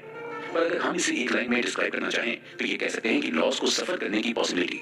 मान लीजिए हमने किसी ट्रेजरी बिल को 2% यील्ड पर खरीदा और उसे 1 साल यानी कि मैच्योर हो जाने तक होल्ड किया, तो हमारी लॉस की पॉसिबिलिटी बहुत कम है। वहीं पर हमने लोकल इलेक्ट्रिक यूटिलिटी के कॉमन स्टॉक को 1 साल तक होल्ड किया है 5% डिविडेंड रिटर्न को एंटिसिपेट करके, तो लॉस की पॉसिबिलिटी ज्यादा है।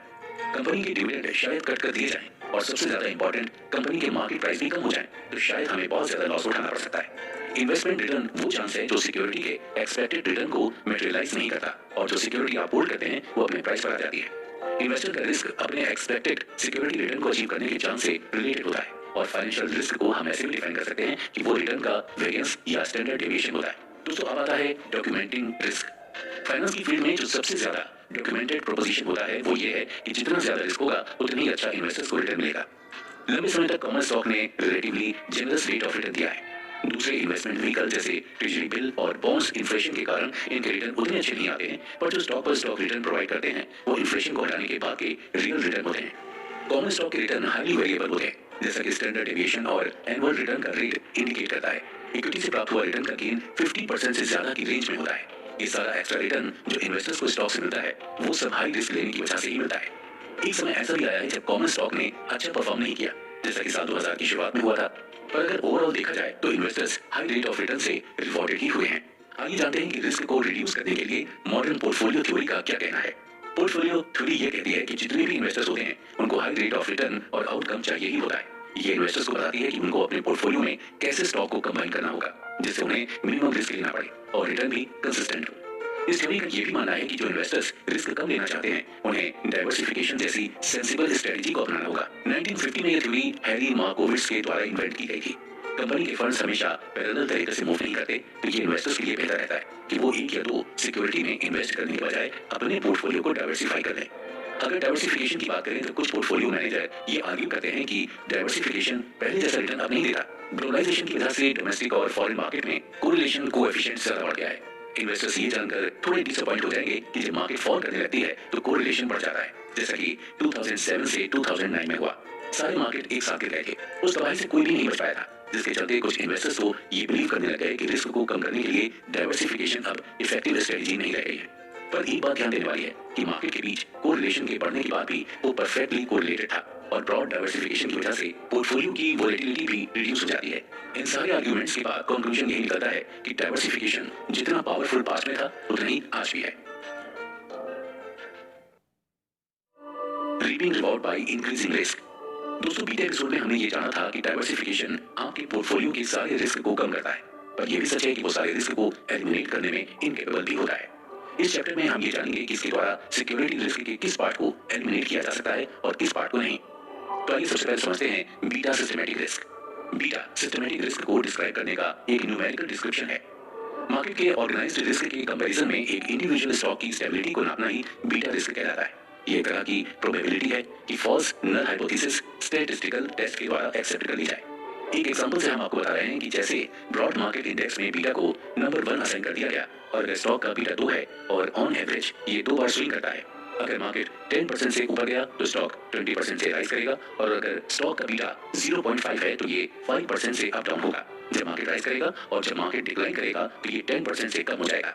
अब जो ध्यान देने वाली बात है वो ये है कि डाइवर्सिफिकेशन से सिस्टमैटिक रिस्क को एलिमिनेट नहीं किया जा सकता। ऐसा इसलिए क्योंकि स्टॉक एक टेंडेम में मूव करते हैं और यहाँ तक डाइवर्सिफाइड स्टॉक पोर्टफोलियो भी रिस्की होते हैं। अगर आपने टोटल स्टॉक मार्केट इंडेक्स में डाइवर्सिफाई किया है तो आपके पास स्टिल रिस्की वेरिएबल होंगे क्योंकि एज अ होल मार्केट बहुत ज्यादा फ्लक्चुएट करती है।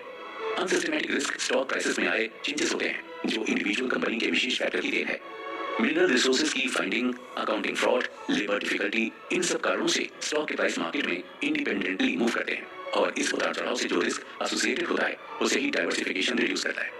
फाइनेंशियल थ्योरिस्ट्स ये एग्री करते हैं कि इन्वेस्टर को उनके हाई रिस्क लेने की वजह से हाई रिटर्न देकर कंपनसेट करना चाहिए।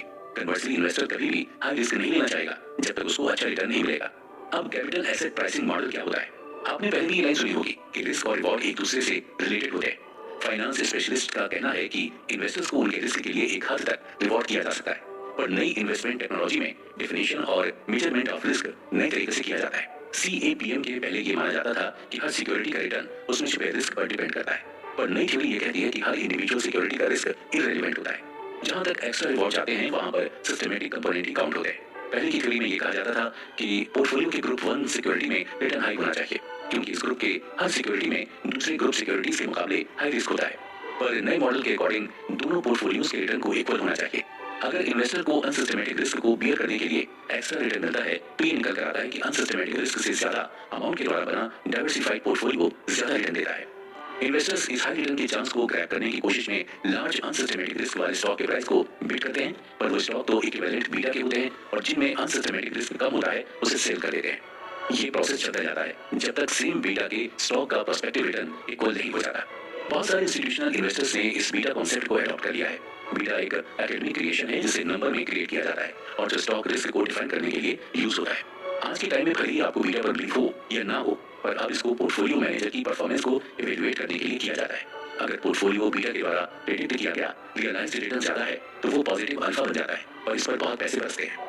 इन्वेस्टर को ये बात पता होनी चाहिए कि बीटा और रिटर्न की लॉन्ग रन रिलेशनशिप भले ही फ्लैट हो फिर भी बीटा एक यूजफुल इन्वेस्टमेंट मैनेजमेंट टूल बन जाता है। फिर जब low beta stock high beta stock से ज्यादा अच्छा रिटर्न कमाते हैं तब बीटा और भी यूजफुल इन्वेस्टमेंट टूल बन जाता है। इन्वेस्टर को लो बीटा स्टॉक को स्क्रूप करके अट्रैक्टिव रिटर्न अर्न करना चाहिए और वो भी कम रिस्क में। Arbitrage pricing theory. Stephen Ross, जो रिस्क मेजरमेंट में काम के लिए जाने जाते हैं, उन्होंने आर्बिट्रेज प्राइसिंग थ्योरी को डेवलप किया, जो कि कैपिटल मार्केट में प्राइसिंग की थ्योरी है। जैसा कि अभी हमने कैपिटल एसेट प्राइसिंग मॉडल की बात की थी, जिसके अनुसार इन्वेस्टर्स को सिर्फ उस रिस्क के लिए कंपनसेट किया जाएगा जो रिस्क डाइवर्सिफाई नहीं हो सकता। सिर्फ सिस्टमेटिक रिस्क ही रिस्क प्रीमियम को कमांड कर सकता है, पर स्टॉक और पोर्टफोलियो में छिपे सिस्टमेटिक रिस्क को बीटा के द्वारा कैप्चर करना मुश्किल हो जाता है। ये इसलिए होता है क्योंकि कोई भी particular stock index general market का इम्परफेक्ट रिप्रेजेंटेटिव होता है, इसलिए बीटा इंपॉर्टेंट सिस्टमेटिक रिस्क के एलिमेंट को कैप्चर नहीं कर पाती। चलिए हम कुछ और सिस्टमेटिक रिस्क के बारे में भी जानते हैं, जैसे नेशनल इनकम। नेशनल इनकम में आए चेंज स्वाभाविक रूप से इंडिविजुअल स्टॉक रिटर्न को सिस्टमेटिक तरीके से अफेक्ट करता है। इंटरेस्ट रेट में जो चेंजेस आते हैं उससे भी इंडिविजुअल स्टॉक रिटर्न अफेक्ट करता है, और इसमें नॉन डाइवर्सिफाइबल रिस्क एलिमेंट होते हैं। Pharma French 3 factor theory. Arbitrage pricing theory की तरह ही फार्मा फ्रेंच थ्योरी है, जिसे यूजीन फार्मा और केनेथ फ्रेंच ने सजेस्ट किया था। इस थ्योरी में बीटा एलिमेंट के साथ साथ 2 और फैक्टर भी काम करते हैं। ये फैक्टर उनके एम्पिरिकल वर्क से ड्राइव किए जाते हैं और ये शो करते हैं कि स्टॉक का रिटर्न कंपनी के साइज से रिलेटेड होता है। फार्मा फ्रेंच ने ये बताया है कि जो स्मॉलर फर्म होती है वो रिलेटिवली ज्यादा रिस्की होती है। उन्होंने ये भी आर्ग्यू करते हुए कहा है कि जिन कंपनियों के स्टॉक उनके बुक वैल्यू से लो मार्केट प्राइस पर हैं, वो कंपनियां फाइनेंशियल डिस्ट्रेस में हैं। फार्मा फ्रेंच थ्योरी इन 3 के फैक्टर्स पर काम करती है। पहला फैक्टर है बीटा, जो कैपिटल एसेट प्राइसिंग मॉडल से लिया गया है। दूसरा साइज, जो टोटल इक्विटी मार्केट कैपिटलाइजेशन से ली गई है, और तीसरा है वैल्यू, जो बुक वैल्यू के मार्केट रेशियो से मेजर की जाती है। कुछ एनालिस्ट ने इस मॉडल में कुछ और भी फैक्टर इंक्लूड किए हैं, जैसे कि मोमेंटम फैक्टर, ताकि स्टॉक के राइज और फॉल करने की टेंडेंसी को भी कैप्चर किया जाए। वहीं एक लिक्विडिटी फैक्टर को भी ऐड किया जा सकता है, ताकि इन्वेस्टर इलिक्विड सिक्योरिटीज जो आसानी से कैश के लिए बेची नहीं जा सकती उनको होल्ड कर सकें। साथ ही इस मॉडल में क्वालिटी फैक्टर भी ऐड किया जा सकता है। अगर हम इस एपिसोड की सारी इन्फॉर्मेशन को सम करें तो कंक्लूजन यही निकलता है कि अगर आप इन्वेस्टमेंट में हाई रिटर्न रेट चाहते हैं तो आपको ज्यादा रिस्क लेना होगा। Behavioural finance. दोस्तों, अभी तक के एपिसोड सुन के आपको ये तो पता चल ही गया होगा कि इन्वेस्टर्स बहुत रैशनल होते हैं। वो हमेशा अपनी वेल्थ को मैक्सिमाइज करना चाहते हैं और उस लिमिट पर आकर रुक जाते हैं जब उन्हें ये लगता है कि वो अब इससे ज्यादा रिस्क नहीं ले सकते। कुछ बिहेवियरिस्ट का ये मानना है कि इन्वेस्टर्स हमेशा ही समझदार नहीं होते, जबकि efficient market theory, modern portfolio theory और कैपिटल प्राइसिंग थ्योरी सबका ये कहना है कि स्टॉक मार्केट के इन्वेस्टर्स समझदार और इंटेलिजेंट होते हैं। एज अ होल वो स्टॉक की प्रेजेंट वैल्यू का रीजनेबल एस्टिमेट लगाते हैं, पर एज अ होल का मतलब सारे इन्वेस्टर्स नहीं। इकोनॉमिस्ट ने इसमें भी हैच निकाल दिया कि सारे इन्वेस्टर्स में से कुछ ऐसे मार्केट पार्टिसिपेंट्स हैं जो रैशनल डिसीजन लेने में इनकेपेबल हैं। तो चलिए जानते हैं कि इंडिविजुअल इन्वेस्टर्स के कौन कौन से इरैशनल बिहेवियर होते हैं, यानी कि किन कारणों की वजह से इंडिविजुअल इन्वेस्टर सही डिसीजन नहीं ले पाता है। सबसे पहला है ओवर कॉन्फिडेंस। रिसर्चर ने ये पाया है कि अनसर्टेनिटी या अनिश्चितता के बीच लोग सिस्टमैटिक तरीके से डिसीजन लेने में केपेबल नहीं होते। इसकी सबसे बड़ी वजह है कि वो अपने बिलीफ और एबिलिटी को लेकर थोड़े ओवर कॉन्फिडेंट हो जाते हैं और फिर फ्यूचर को लेकर काफी ज्यादा ओवर ऑप्टिमिस्टिक भी। फिर आता है बायस्ड जजमेंट्स। कुछ इन्वेस्टर्स का ये मानना है कि वो फ्यूचर इन्वेस्टमेंट रिजल्ट्स को कंट्रोल कर सकते हैं। जैसे चार्टिस्ट कॉन्फिडेंट होते हैं कि वो पास्ट परफॉर्मेंस के आधार पर फ्यूचर प्राइस को प्रिडिक्ट कर सकते हैं। इस बात को प्रूव करने के लिए बहुत सारे सर्वे भी कराए गए और उनमें ये पाया गया कि इन्वेस्टर्स को ऐसा लगता है कि सब कुछ उनके कंट्रोल में है, पर रियलिटी में ऐसा होता नहीं है। इसके बाद आता है हार्डिंग। जनरली ऐसा होता है कि इंडिविजुअल के मुकाबले ग्रुप से ही डिसीजन लेते हैं। अगर ज्यादा इंफॉर्मेशन शेयर की जाए और सबके अलग अलग पॉइंट्स ऑफ व्यू कंसीडर किए जाएं तो डिसीजन मेकिंग प्रोसेस आसान और सही होता है। कंज्यूमर और प्रोड्यूसर के इंडिविजुअल डिसीजन की वैरायटी ने इकोनॉमी को ऐसे बहुत सारे गुड्स और प्रोडक्ट्स दिए हैं जो लोग खरीदना चाहते हैं। डिमांड और सप्लाई के रिस्पॉन्स में प्राइस सिस्टम इकोनॉमी को गाइड करता है, जिससे सही गुड्स और सर्विसेज का सही क्वांटिटी में प्रोडक्शन हो पाए। उसी तरह अरबों की संख्या में इन्वेस्टर्स और इंस्टीट्यूशनल इन्वेस्टर्स का collective decision stock price market का ऐसा इमेज बनाते हैं जिससे एक स्टॉक दूसरे स्टॉक जितना ही अच्छा लगने लगता है। ऐसे कई इमोशनल और साइकोलॉजिकल फैक्टर्स हैं, जैसे कि प्राइड और regret, loss aversion, limits to arbitrage. तो चलिए इनके बारे में हम थोड़ा ब्रीफ में डिस्कस करते हैं। सबसे पहले बात करेंगे प्राइड एंड रिग्रेट की। Pride and regret. इन्वेस्टर की बिहेवियर को इन्फ्लुएंस करने में प्राइड और रिग्रेट का इमोशन बहुत गहरा रोल निभाता है, ऐसा बिहेवियरिस्ट मानते हैं। इन्वेस्टर्स को ये एडमिट करने में बहुत डिफिकल्टी होती है कि उन्होंने इन्वेस्टमेंट में गलत डिसीजन लिया, फिर वो चाहे खुद से ही एडमिट क्यों ना कर रहे हो। ये रिग्रेट की फीलिंग और ज्यादा बढ़ जाती है अगर वो अपने स्पाउस या रिलेटिव से एडमिट कर रहे हो। तो वहीं दूसरी तरफ इन्वेस्टर्स जब सक्सेसफुल इन्वेस्टमेंट करते हैं तो वो प्राउडली सबको बताते हैं। बहुत से इन्वेस्टर्स ये फील करते हैं कि अगर वो लॉसिंग पोजीशन को होल्ड करेंगे तो वो इवेंचुअली रिकवर हो जाएगा और उनकी रिग्रेट वाली फीलिंग भी चली जाएगी। प्राइड और रिग्रेट की यही फीलिंग उनको स्टॉक को लॉसिंग पोजीशन में होल्ड करने में और विनिंग पोजीशन में सेल करने में मदद करती है। Number 2, loss aversion. Behavioural finance में लॉस एवर्जन एक ऐसी टेंडेंसी है जिसमें ये बताया गया है कि इन्वेस्टर्स लॉस होने से इतना डरते हैं कि उनका सारा फोकस इसमें होता है कि स्टॉक से गेन कमाने की बजाय लॉस को कैसे अवॉइड किया जाए। जितना ही इन्वेस्टर्स लॉस को फेस करता है उतना ही वो लॉस एवर्जन का हैबिचुअल हो जाता है। इन्वेस्टर्स जितना स्टॉक से गेन होने में खुश होता है उससे ज्यादा दुखी और स्टॉक से लॉस होने पर होता है। Number 3, limits to arbitrage. कुछ इकोनॉमिस्ट के अकॉर्डिंग इन्वेस्टर्स के एक्शन इरेशनल होते हैं, या फिर यूं कहें कि उनके एक्शन में कंसिस्टेंसी नहीं होती। जो इंडिविजुअल ग्रुप में काम करना चाहते हैं वो हार्ट में रहकर पागल हो जाते हैं और किसी भी स्टॉक को उसके हाईएस्ट प्राइस पर बिड कर देते हैं। एफिशिएंट मार्केट थ्योरी पर जो बिलीव करते हैं उनका कहना यह है कि मार्केट हमेशा एफिशिएंट रहेगा, फिर चाहे उसके इंडिविजुअल इन्वेस्टर्स इरेशनल ही क्यों ना हो। बिहेवियरल फाइनेंस से इन्वेस्टर्स को क्या सीखने को मिलता है? अभी तक की गई चर्चा में ये सामने आया है कि इन्वेस्टर्स कभी कभी ओवर कॉन्फिडेंट हो जाते हैं, हर्ट के द्वारा ट्रैम्पल किए जाते हैं, कंट्रोल रखने के इल्यूजन में रहते हैं और अपनी इन्वेस्टमेंट मिस्टेक को फ्रीली एक्सेप्ट नहीं कर पाते। हमने ये भी जाना कि कैसे ह्यूमन बिहेवियर इन्वेस्टिंग को अफेक्ट करता है। हमें ये समझना होगा कि हम अपनी खुद की साइकोलॉजी में कितना वल्नरेबल हैं, ताकि इन्वेस्टर्स अपनी स्टूपिड डिल्यूजन से फाइनेंशियल सिक्योरिटी को हार्म ना करें। कुछ इन्वेस्टर्स खुद को ही हार्म पहुंचाते हैं। वो स्टॉक को बाई और होल्ड करने के बजाय मिस्टेकन मार्केट स्ट्रेटजी में खुद को एंगेज करते हैं। जिस तरह से इन्वेस्टर्स बिहेव करते हैं उससे स्टॉक मार्केट तो लॉसेस का ही गेम बन जाता है। इसलिए मेरा यही सुझाव है कि आप खुद को स्टूपिड स्ट्रेटजी में इन्वॉल्व करने के बजाय आगे बताए जा रहे बिहेवियरल फाइनेंस के इनसाइट्स पर ध्यान दें। Number 1, avoid hard behaviour. जब इंटरनेट स्टॉक तेजी से ऊपर जा रहे हों तो उस क्राउड को खुद को रेसिस्ट कर पाना थोड़ा मुश्किल हो जाता है, स्पेशली तब जब आपके सारे फ्रेंड्स और रिलेटिव उसी गंगा में हाथ धो रहे हों। कोई भी इन्वेस्टमेंट जो वो वाइड स्प्रेड कन्वर्सेशन का हॉट टॉपिक हो वो आपकी वेल्थ के लिए बहुत खतरनाक है। जो स्टॉक और फंड बहुत हॉटेस्ट टॉपिक होते हैं वो शायद अगले पीरियड के लिए डल कन्वर्सेशन बन जाते हैं या अच्छा परफॉर्म नहीं कर पाते। Number 2, avoid over trading. Behavioural finance के स्पेशलिस्ट्स का ये मानना है कि इन्वेस्टर्स अपने जजमेंट को लेकर थोड़े ओवर कॉन्फिडेंट हो जाते हैं और अपनी फाइनेंशियल सिचुएशन को सुधारने के लिए बहुत ज्यादा ही ट्रेडिंग करते हैं। कुछ इन्वेस्टर्स तो रमी के गेम की तरह स्टॉक पर स्टॉक, म्यूचुअल फंड पर म्यूचुअल फंड बदलते जाते हैं। इससे ओवर ट्रेडिंग की कॉस्ट भी ज्यादा आती है। Number 3, sell losses not winners. हमने बीते एपिसोड की गई चर्चा में जाना था कि इन्वेस्टर्स इन्वेस्टमेंट के सक्सेसफुल होने की खुशी से ज्यादा इन्वेस्टमेंट के फेल होने से दुखी होते हैं। इसके साथ साथ इन्वेस्टर्स लॉस को अवॉइड करने के लिए तो ज्यादा रिस्क ले लेंगे पर उतना ही रिस्क गेन यानी अर्न करने के लिए नहीं लेंगे। Number 4, other stupid investor tricks. आपको कभी भी आईपीओ उनके इनिशियल ऑफरिंग में नहीं खरीदनी चाहिए। आईपीओ पास्ट में बैड डील के रूप में साबित हुए हैं। उनके इनिशियल इश्यूएंस के 5 साल बाद रिसर्चर ने यह पाया कि आईपीओ ने स्टॉक मार्केट के मुकाबले 4% अंडर परफॉर्म किया।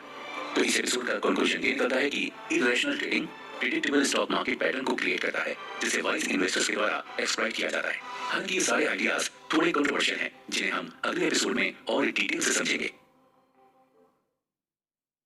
क्या स्मार्ट बीटा सच में स्मार्ट है? पोर्टफोलियो मैनेजमेंट में स्मार्ट बीटा के नाम से ये एक नई हॉट शॉट इन्वेस्टमेंट स्ट्रेटजी आई है। ये स्ट्रेटजी वादा करती है कि ये पोर्टफोलियो के परफॉर्मेंस को इंप्रूव करेगी, जिसके चलते इसने $100 बिलियन को असेट में इन्वेस्ट किया, जो कि अब बहुत अच्छे से ग्रो भी कर रहा है।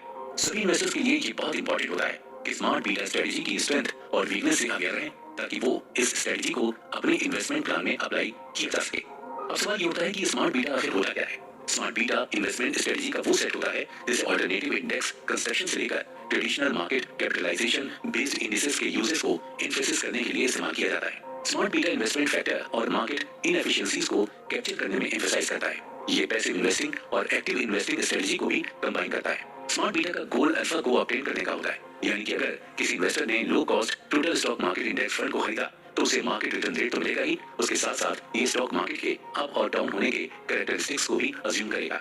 स्मार्ट बीटा इन्वेस्टमेंट मैनेजर हमें पूरे इंडेक्सिंग पर बिलीव करने के लिए कहते हैं, जहां पर हर कंपनी के टोटल कैपिटलाइजेशन का पोर्टफोलियो में वेट होता है और इसके लिए किसी को स्टॉक एडवाइजर या एक्टिव पोर्टफोलियो मैनेजर की जरूरत नहीं जिससे मार्केट को बीट किया जाए। 4 tasty flavour of market. Number 1, value wins. ज्यादातर इकोनॉमिस्ट का यह मानना है कि वैल्यू हमेशा टाइम से जीती है। वैल्यू को निकालने के लिए इन्वेस्टर को लो प्राइस अर्निंग रेशियो वाले और बुक वैल्यू से रिलेटिव लो प्राइस वाले स्टॉक को देखना होगा।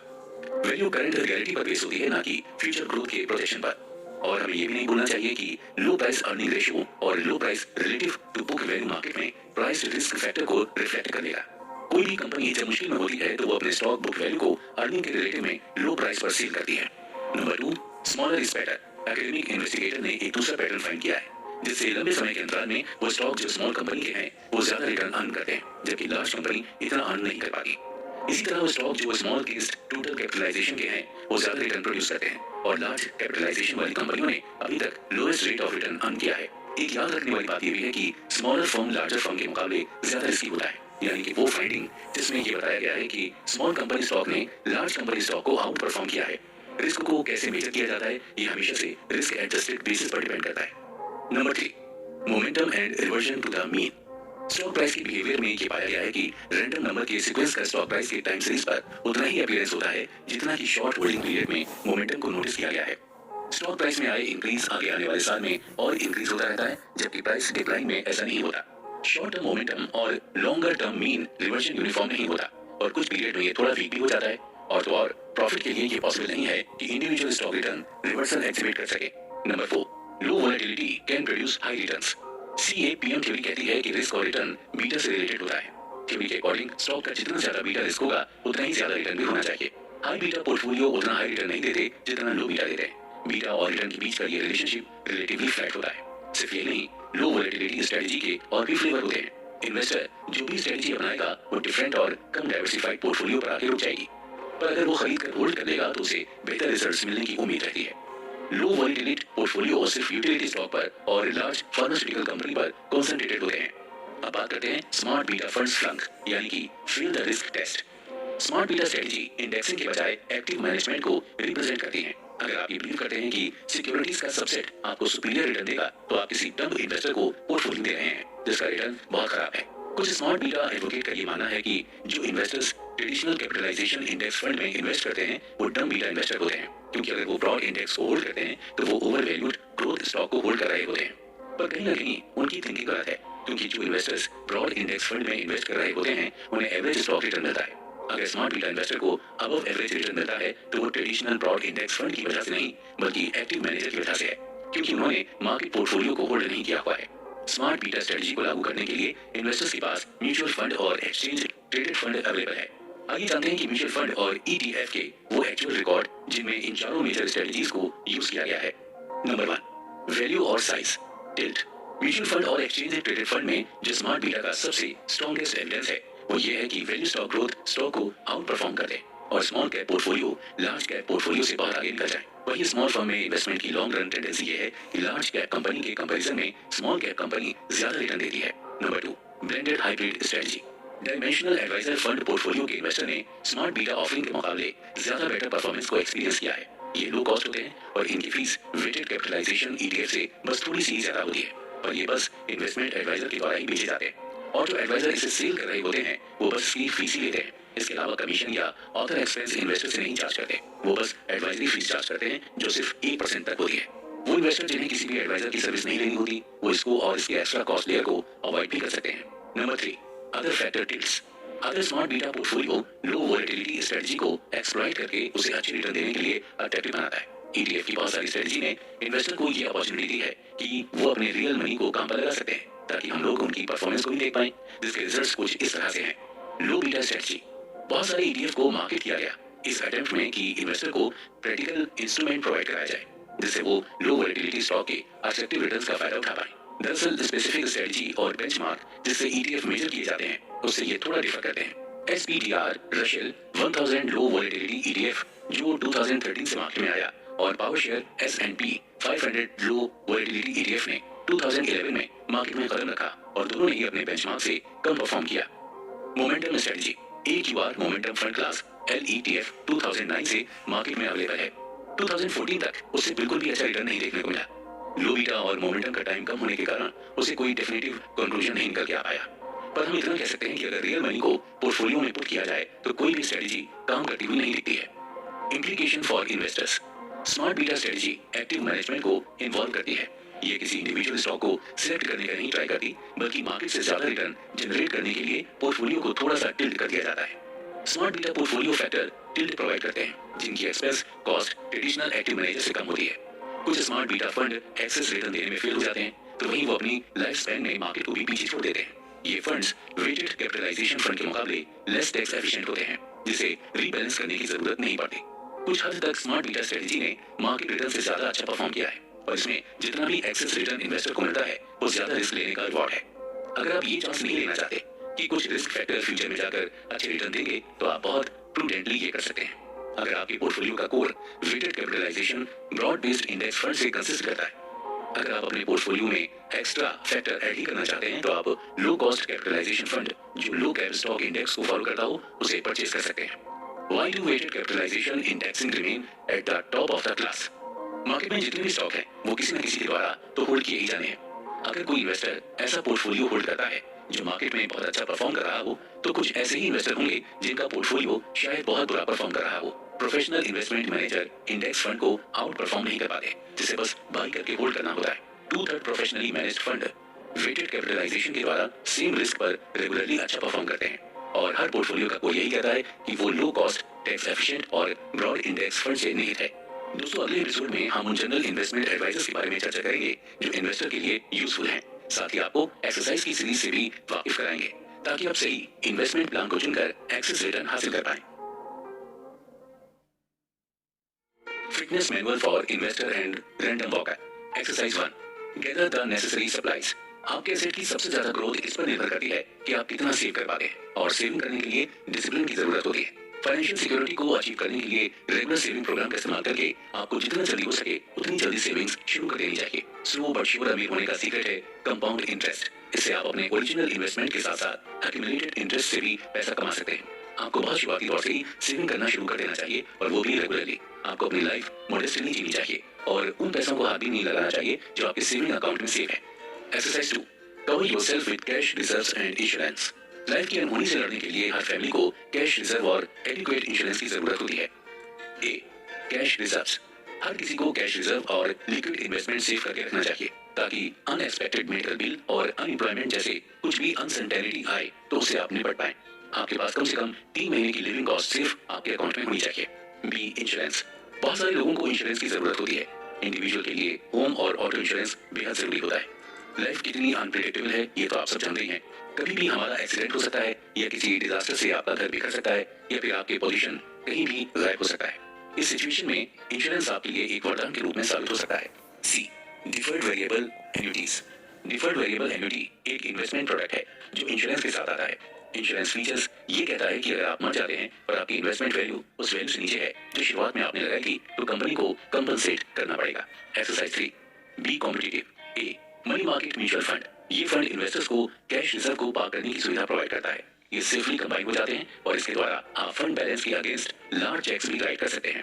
Number B, bank certificates of deposit. Future expenditure का रिजर्व ऐसी जगह इन्वेस्ट हो जो सेफ इंस्ट्रूमेंट हो और जिसकी मैच्योरिटी उस डेट की हो जब आपको फंड की जरूरत हो। ये मनी फंड से ज्यादा सेफ होती है और इसमें हाई यील्ड्स भी मिलते हैं। Number C, internet banks. Investors online financial institution की भी हेल्प ले सकते हैं जिनकी ना कोई ब्रांच होती है, ना ही कोई टेलर होता है, और वो अपना बिजनेस इलेक्ट्रॉनिकली चलाते हैं, और कॉर्पोरेशन आपके फंड सेफ होने की भी गारंटी लेता है। Exercise 4, how to avoid the tax collector. हम आपसे ये नहीं कह रहे कि आप अपनी गवर्नमेंट को चीट कीजिए। हम आपसे बस ये कह रहे हैं कि जितना हो सके अपनी सेविंग को टैक्स डिडक्टेबल बनाएं और अपनी सेविंग और इन्वेस्टमेंट को टैक्स फ्री ग्रो होने दें। कुछ लोगों के लिए ये कोई वजह नहीं होती कि वो अपनी investment earning per extra tax दें जो आपने अपने रिटायरमेंट के लिए रखी है। आप बहुत सारे रिटायरमेंट प्लान ले सकते हैं जिससे आपकी सेविंग्स तो होगी, साथ साथ आप टैक्स भरने की लायबिलिटी से भी बच जाएंगे। इसके अलावा आप पेंशन प्लान ले सकते हैं या फिर अपने बच्चों के लिए एजुकेशन फंड के नाम से इन्वेस्टमेंट कर सकते हैं। Exercise 5, understand your investment objectives. आपको ये डिसाइड करना होगा कि आप किस हद तक रिस्क ले सकते हैं और किस टाइप की इन्वेस्टमेंट आपके टैक्स ब्रैकेट के लिए फिट बैठेंगे। सिक्योरिटी मार्केट यूएस रेस्टोरेंट के जैसे हैं जहां पर कस्टमर को खुश करने के लिए मेन्यू की एक लंबी लिस्ट होती है और जिसकी रेसिपी सबके टेस्ट और फ्लेवर के अकॉर्डिंग है। आपको अपनी नीड समझनी होगी और उसके ही अकॉर्डिंग सिक्योरिटी मार्केट में इन्वेस्टमेंट करना होगा। Exercise 6, begin your walk at your own home. आपके पैसे को चाहे जो हो जाए पर एक अच्छे घर की कीमत बढ़ती ही जाती है। जैसे जैसे वर्ल्ड पॉपुलेशन बढ़ती जाएगी, रियल एस्टेट की डिमांड अवेलेबल इन्फ्लेशन हेजेस पर डिपेंडेबल होती जाएगी। कैलकुलेशन हो सकता है ट्रिकी हो, पर रेजिडेंशियल रियल एस्टेट का लॉन्ग रन रिटर्न बहुत ही अच्छा होता है। आपको कहीं तो रहना होगा ना, इसलिए रियल एस्टेट को खरीदना रेटिंग से ज्यादा बेनिफिशियल होता है। आप कमर्शियल रियल एस्टेट की ओनरशिप को कंसीडर करके उसमें भी इन्वेस्ट कर सकते हैं। अपार्टमेंट हाउस से लेकर शॉपिंग मॉल्स और ऑफिस बिल्डिंग तक आप कहीं पर भी इन्वेस्ट करके एक्सेस रिटर्न कमा सकते हैं। Exercise 7, how to investigate prominent through bond country. पहले के समय में बॉन्ड्स इन्वेस्टमेंट एक अच्छा ऑप्शन नहीं हुआ करते थे क्योंकि ये उतना भी रिटर्न नहीं देते थे जिससे इन्फ्लेशन से प्रोटेक्शन भी मिल जाए। पर अब बॉन्ड के प्राइस इस तरह से एडजस्ट हो चुके हैं कि जिससे इन्वेस्टर अब एक्सेस रिटर्न बड़े आराम से निकाल लेते हैं। A, zero coupon bond. Zero coupon bond future liabilities को फंड करने के लिए यूजफुल हो सकते हैं। इन्हें जीरो बॉन्ड इसलिए कहा गया है क्योंकि ओनर कोई भी पीरियोडिक इंटरेस्ट नहीं रिसीव करता, बल्कि इन सिक्योरिटी को इनके फेस वैल्यू से डिस्काउंट पर खरीदा जाता है और ये धीरे धीरे इनके फेस वैल्यू तक राइज कर जाती है। अगर मैच्योरिटी तक होल्ड कर ली गई तो इन्हें इनका स्टेटेड अमाउंट तक पे कर दिया जाता है। B, no load bond funds. Individual investor के लिए ये इन्वेस्टमेंट के एप्रोप्रिएट व्हीकल हो जाते हैं। बॉन्ड मार्केट जो स्टॉक मार्केट जितना ही एफिशिएंट होना चाहिए, बॉन्ड इंडेक्स फंड को अगर खरीद कर होल्ड कर लिया गया तो ये एक्टिवली मैनेज्ड फंड से आउट परफॉर्म कर जाते हैं। Exercise 8, gold collectibles and other investment.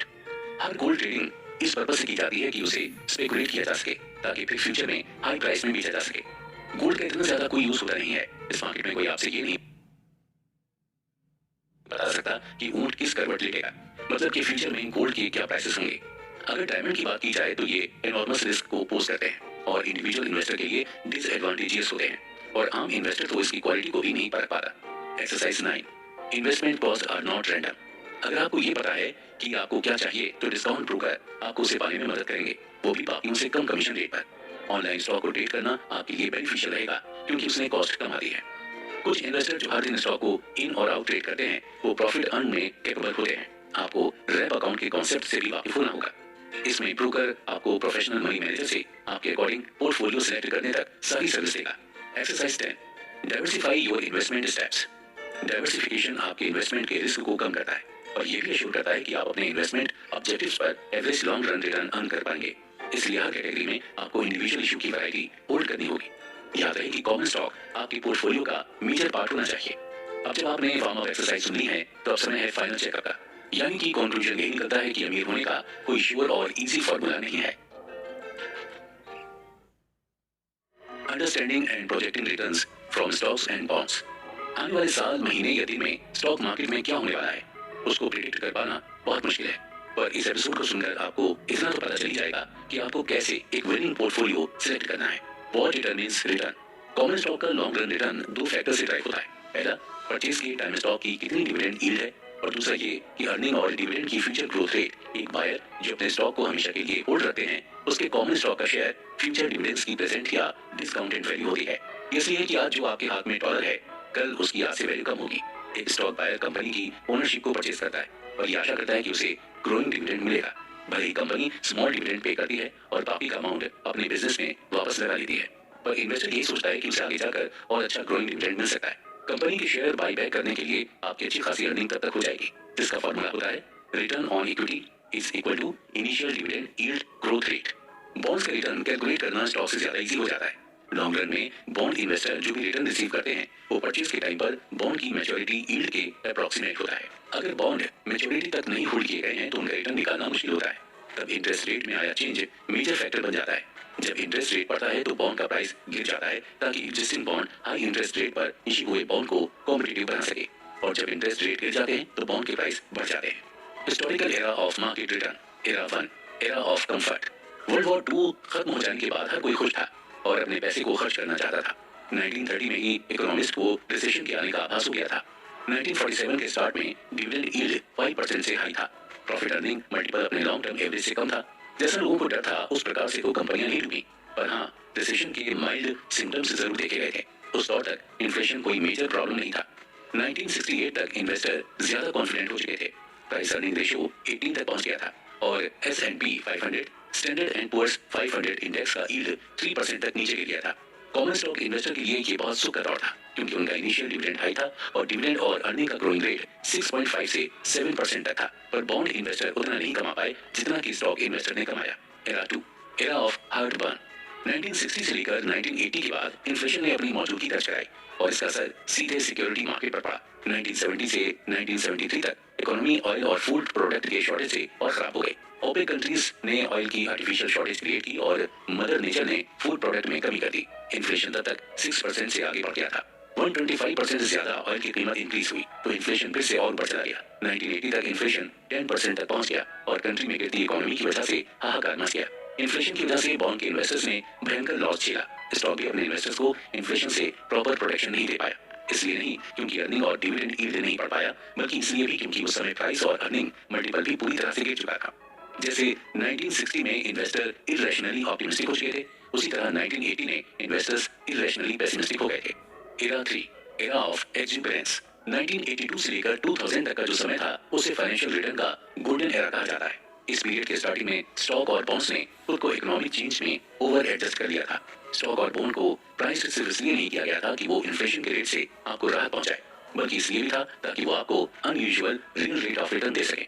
उस समय हाई क्वालिटी कॉर्पोरेट बॉन्ड का रिटर्न 15% था, जिसे अगर इन्फ्लेशन से एडजस्ट कराया जाए तो वो 8% निकल कर आ पाता था। कॉर्पोरेट बॉन्ड 5% तक रियल रिटर्न रेट प्रोवाइड करते थे। बॉन्ड के प्राइस वोलेटाइल हो चुके थे और ये समझ आने लगा कि बॉन्ड्स पहले से ज्यादा बेहतर रिटर्न रेट दे सकते हैं। ये एरा सच में इन्वेस्टर के लिए एक्सपीरियंस का था, क्योंकि स्टॉक और बॉन्ड्स दोनों ही जनरस रेट ऑफ रिटर्न देते थे। Era 4, era of डिसइंचेंटमेंट।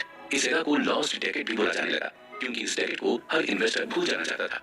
Internet bubble की वजह से बेयर मार्केट आ गया था। इंटरनेट बबल के बाद एक और चीज ने स्टॉक मार्केट को क्रैश कर दिया था, और वो थी रियल एस्टेट में आई गिरावट।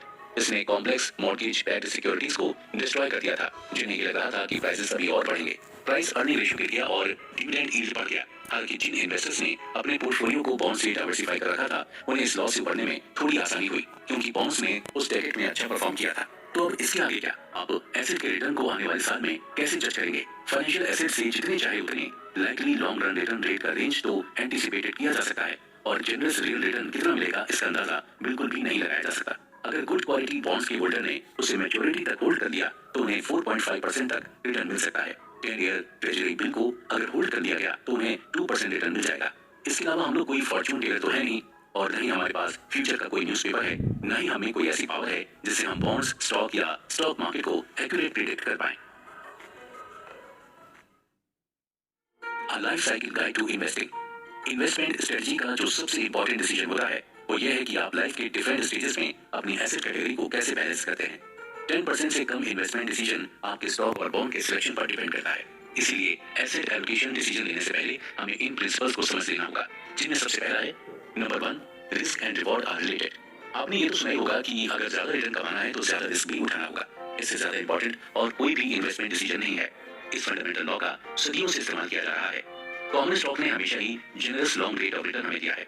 आपने वो कहावत तो सुनी होगी कि इस दुनिया में कोई भी चीज फ्री नहीं आती, तो उसी तरह जनरस रिटर्न गेन करने के लिए आपको ज्यादा रिस्क भी लेना ही होगा। Number 2, actual risk depend on holding. Investment decision में जो सबसे क्रिटिकल रोल निभाता है वो ये है कि आप कितना रिस्क अज्यूम कर पाते हैं। आप जितने ज्यादा समय के लिए अपने इन्वेस्टमेंट को होल्ड कर पाएंगे, आपको उतना ही बेटर रिजल्ट मिलेगा। इसका मतलब ये भी नहीं है कि स्टॉक को अगर लॉन्गर टाइम पीरियड के लिए होल्ड करेंगे तो आपको प्रॉफिट ही मिलेगा, पर आपके पोर्टफोलियो की वेरिएबिलिटी लॉन्ग टाइम पीरियड में जरूर बढ़ जाती है। वो इन्वेस्टर जो आपने पोर्टफोलियो को 25 साल तक या उससे ज्यादा के लिए होल्ड किया है और उसमें आपने डिविडेंड का कुछ परसेंट भी फिर से री इन्वेस्ट कर दिया है, तो वो अच्छा रिटर्न कमाने के कैपेबल होते हैं। Number 3, dollar cost averaging reduce the risk of investing. अगर आप और लोगों की तरह अपने पोर्टफोलियो समय के साथ साथ धीरे धीरे बिल्ड कर रहे हैं, ईयरली सेविंग को ऐड कर करके, तो आप डॉलर कॉस्ट एवरेजिंग का एडवांटेज ले रहे हैं। डॉलर कॉस्ट एवरेजिंग का सिंपल सा ये मतलब होता है कि आप बार बार सेम अमाउंट को इन्वेस्ट कर रहे हैं। जैसे आप किसी इंडेक्स म्यूचुअल फंड को एक रेगुलर इंटरवल पर हर महीने या हर क्वार्टर में लंबे समय के लिए इन्वेस्ट कर रहे हैं। कॉमन स्टॉक इक्वल अमाउंट का पीरियोडिक इन्वेस्टमेंट आपके इक्विटी रिस्क इन्वेस्टमेंट को कम करता है, इसलिए क्योंकि इससे वो ये इंश्योर करता है कि आपके पूरे स्टॉक का पोर्टफोलियो टेम्परेरीली इन्फ्लेटेड प्राइस पर नहीं खरीदा गया है। Number 4, rebalancing reduce investment risk and increase return. एक बहुत ही सिंपल इन्वेस्टमेंट तकनीक है जिससे आपका इन्वेस्टमेंट रिस्क कम हो सकता है, और वो है रीबैलेंसिंग। यहाँ तक कि इससे आपका इन्वेस्टमेंट रिटर्न भी बढ़ जाएगा। मान लीजिए आपने ये डिसाइड किया कि आपके पोर्टफोलियो में 60% स्टॉक और 40% बॉन्ड है, और इन्वेस्टमेंट प्रोग्राम के स्टार्टिंग में आपने इसे उसी प्रोपोर्शन में बांट दिया, पर एक साल बाद आपको ये पता चला कि आपके स्टॉक बहुत तेजी से प्राइस राइज कर रहे हैं और बॉन्ड के प्राइसेस गिर रहे हैं, तो आपने अपने पोर्टफोलियो को 70% स्टॉक और 30% बॉन्ड में कर दिया। ये 70 से 30 मिक्स आपके लिए थोड़ा रिस्की साबित हुआ, तो आप फिर से अपने पोर्टफोलियो को अपने रिस्क के अकॉर्डिंग रीबैलेंस कर सकते हैं। इस रीबैलेंस से आप अपने स्टॉक को बेचकर बॉन्ड को खरीदकर 60 से 40 रेशियो में डिवाइड कर सकते हैं। Number 5, distinguishing between your attitude toward and your capacity for risk. आपके लिए जो इन्वेस्टमेंट एप्रोप्रिएट होगा वो आपके नॉन इन्वेस्टमेंट इनकम सोर्स पर डिपेंड करता है। आपके इन्वेस्टमेंट के बाहर की अर्निंग एबिलिटी और आपके रिस्क कैपेसिटी आपकी एज से रिलेटेड होती है। अब हम 3 ऐसी गाइडलाइन जानेंगे जिनकी हेल्प से आप एक पर्टिकुलर सर्कमस्टांसेस में इन्वेस्टमेंट प्लान की नींव रख सकते हैं। Number 1, specific needs require dedicated specific asset. एक स्पेसिफिक नीड के लिए पैसे एक स्पेसिफिक एसेट से मिलने चाहिए जो उस नीड के लिए ही डेडिकेटेड हो। लाइफ साइकिल इन्वेस्टमेंट गाइड आपके लॉन्ग टर्म ऑब्जेक्टिव्स को अचीव करने के लिए ही होनी चाहिए। Number 2, recognize your tolerance for risk. Successful financial planning एक साइंस की बजाय आर्ट है।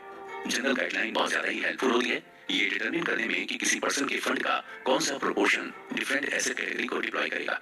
किसी भी फाइनेंशियल प्लान का सबसे एसेंशियल पार्ट होता है रिस्क टॉलरेंस। अब वो आप पर डिपेंड करता है कि आप रिस्क को कैसे इवैल्यूएट करते हैं। अगर आप कॉमन स्टॉक और बॉन्ड में इन्वेस्ट कर रहे हैं तो क्या आपके लिए अच्छा होगा कि आप उसे लॉन्ग टर्म के लिए होल्ड कर लें, क्योंकि उसमें रिस्क फैक्टर कम होता है। Number 3, persistent saving in regular amounts. अगर आप रेगुलरली सेविंग कर रहे हैं, फिर वो चाहे जितनी भी बड़ी हो या छोटी हो, तो आपको उसका रिटर्न जरूर मिलेगा। आप चाहे अपने रिटायरमेंट अकाउंट में पैसे डाल रहे हो या किसी भी इंश्योरेंस में, ये पैसा हमेशा ही आपके काम आएगा। Life cycle investment guide. जिन इन्वेस्टर्स की उम्र अभी 20s में है, उन्हें अभी अग्रेसिव इन्वेस्टिंग पोर्टफोलियो रखना चाहिए।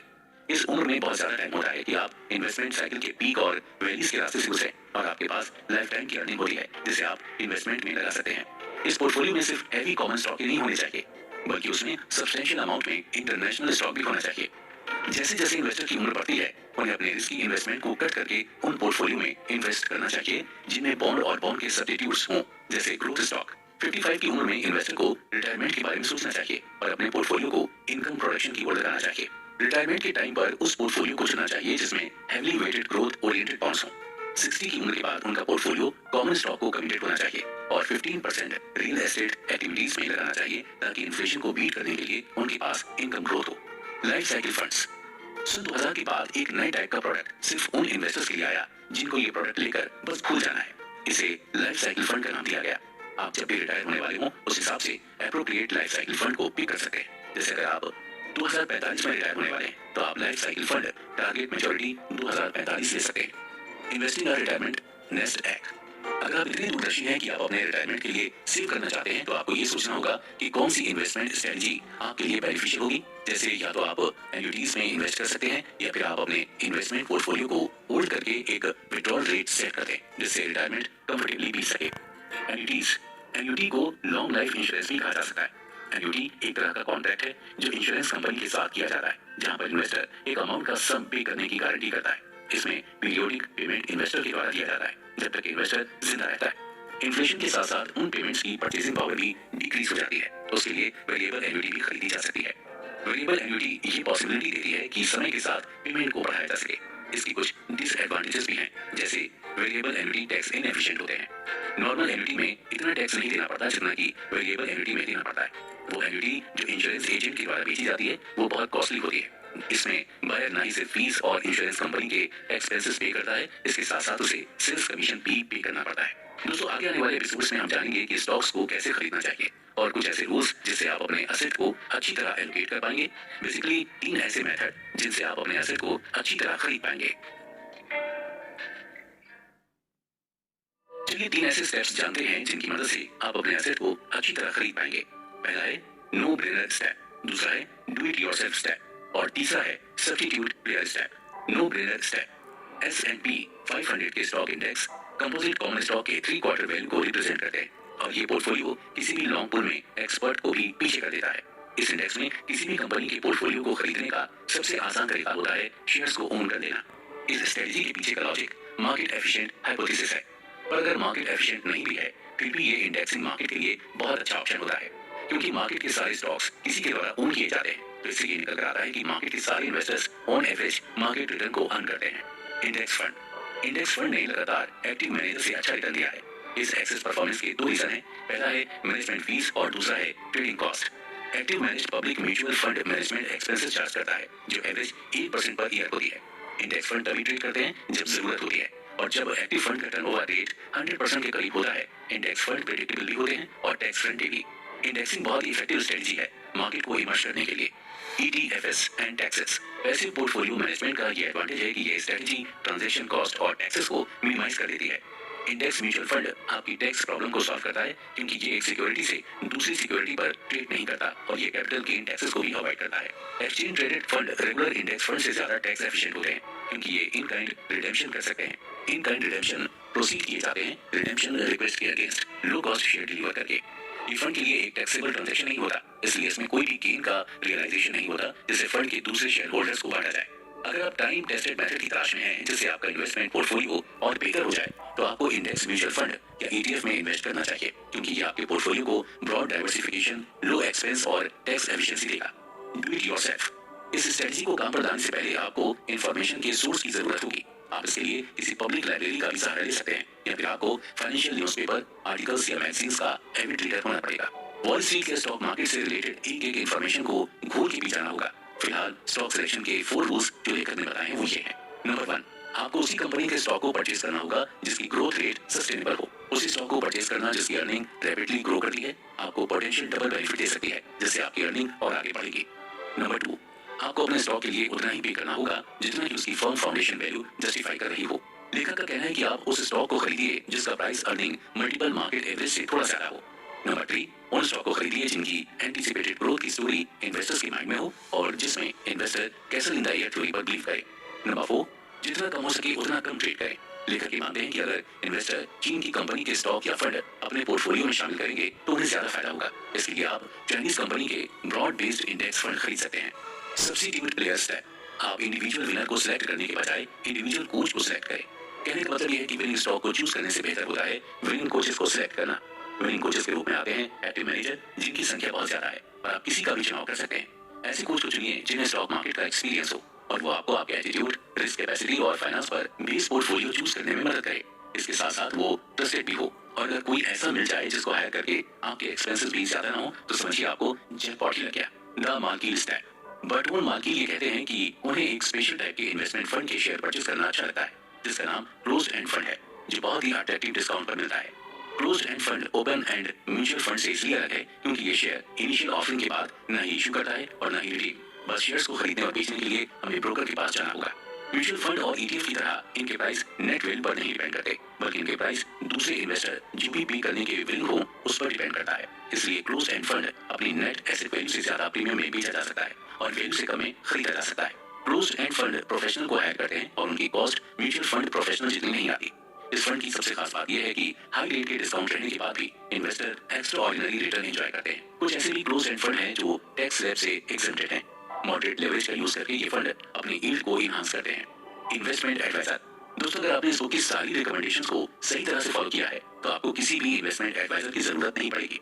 हाँ, अगर आपके पास बहुत टैक्स कॉम्प्लिकेशंस और लीगल इशू हैं तो आप किसी भी ट्रस्टेड एडवाइजर के पास जा सकते हैं, वरना तो आप खुद के अकॉर्डिंग अपने पोर्टफोलियो का डाइवर्सिफिकेशन और रीबैलेंसिंग कर सकते हैं। इन्वेस्टमेंट एडवाइजर के साथ ये प्रॉब्लम रहती है कि वो एक्सपेंसिव तो होते ही हैं, इसके साथ कॉन्फ्लिक्टेड भी होते हैं। आपके इन्वेस्टमेंट अफेयर्स को मैनेज करने के लिए ये आपसे 1% पर ईयर का चार्ज करते हैं। ब्रोकर्स तो 2 से 3% पर ईयर का चार्ज करते हैं। कुछ एडवाइजर तो अपने फायदे के लिए कुछ ऐसे फंड आपके पोर्टफोलियो में इंक्लूड कर देते हैं जिससे उन्हें फायदा मिले। अगर आप खुद ही से अपना पोर्टफोलियो सिलेक्ट करके डाइवर्सिफाई करते हैं तो ये आपके लिए बहुत कॉस्ट इफेक्टिव ऑल्टरनेट हो सकता है। आज तक ना तो फर्म फाउंडेशन वैल्यू का फंडामेंटल एनालिसिस और ना ही castle in the air theory का टेक्निकल एनालिसिस कोई भी सुपीरियर रिजल्ट दे पाया है। इंडिविजुअल को सेंसिबल इन्वेस्टमेंट पॉलिसी बनाने के लिए कुछ चीजों का ध्यान रखना होगा। आपके लिए available risk return trade off को समझना बहुत जरूरी है। आपको अपने रिक्वायरमेंट और टेम्परामेंट के अकॉर्डिंग सिक्योरिटी का चुनाव करना होगा। इन्वेस्टिंग एक कला है जिसको कुछ मेथड या टेक्निक लगाकर और भी खूबसूरत बनाया जा सकता है। इसमें इतना फन है कि कोई भी इतनी आसानी से अपना पीछा नहीं छुड़ा सकता। इसमें थोड़ा लक फैक्टर भी इन्वॉल्व होता है, पर ये देखने में कि आप कितने लकी हैं या नहीं बहुत मजा आता है। इसके अलावा अगर आप नहीं भी लकी हुए तो भी आप इस बुक में बताई गई बातों को फॉलो करके अच्छा खासा रिटर्न अर्न कर सकते हैं। अगर आपने इस माइंडसेट के साथ इन्वेस्टिंग की है कि आप विन करेंगे या फिर कम से कम लॉस होल्ड नहीं उठाएंगे तो आप दिल खोलकर इन्वेस्टिंग कर पाएंगे।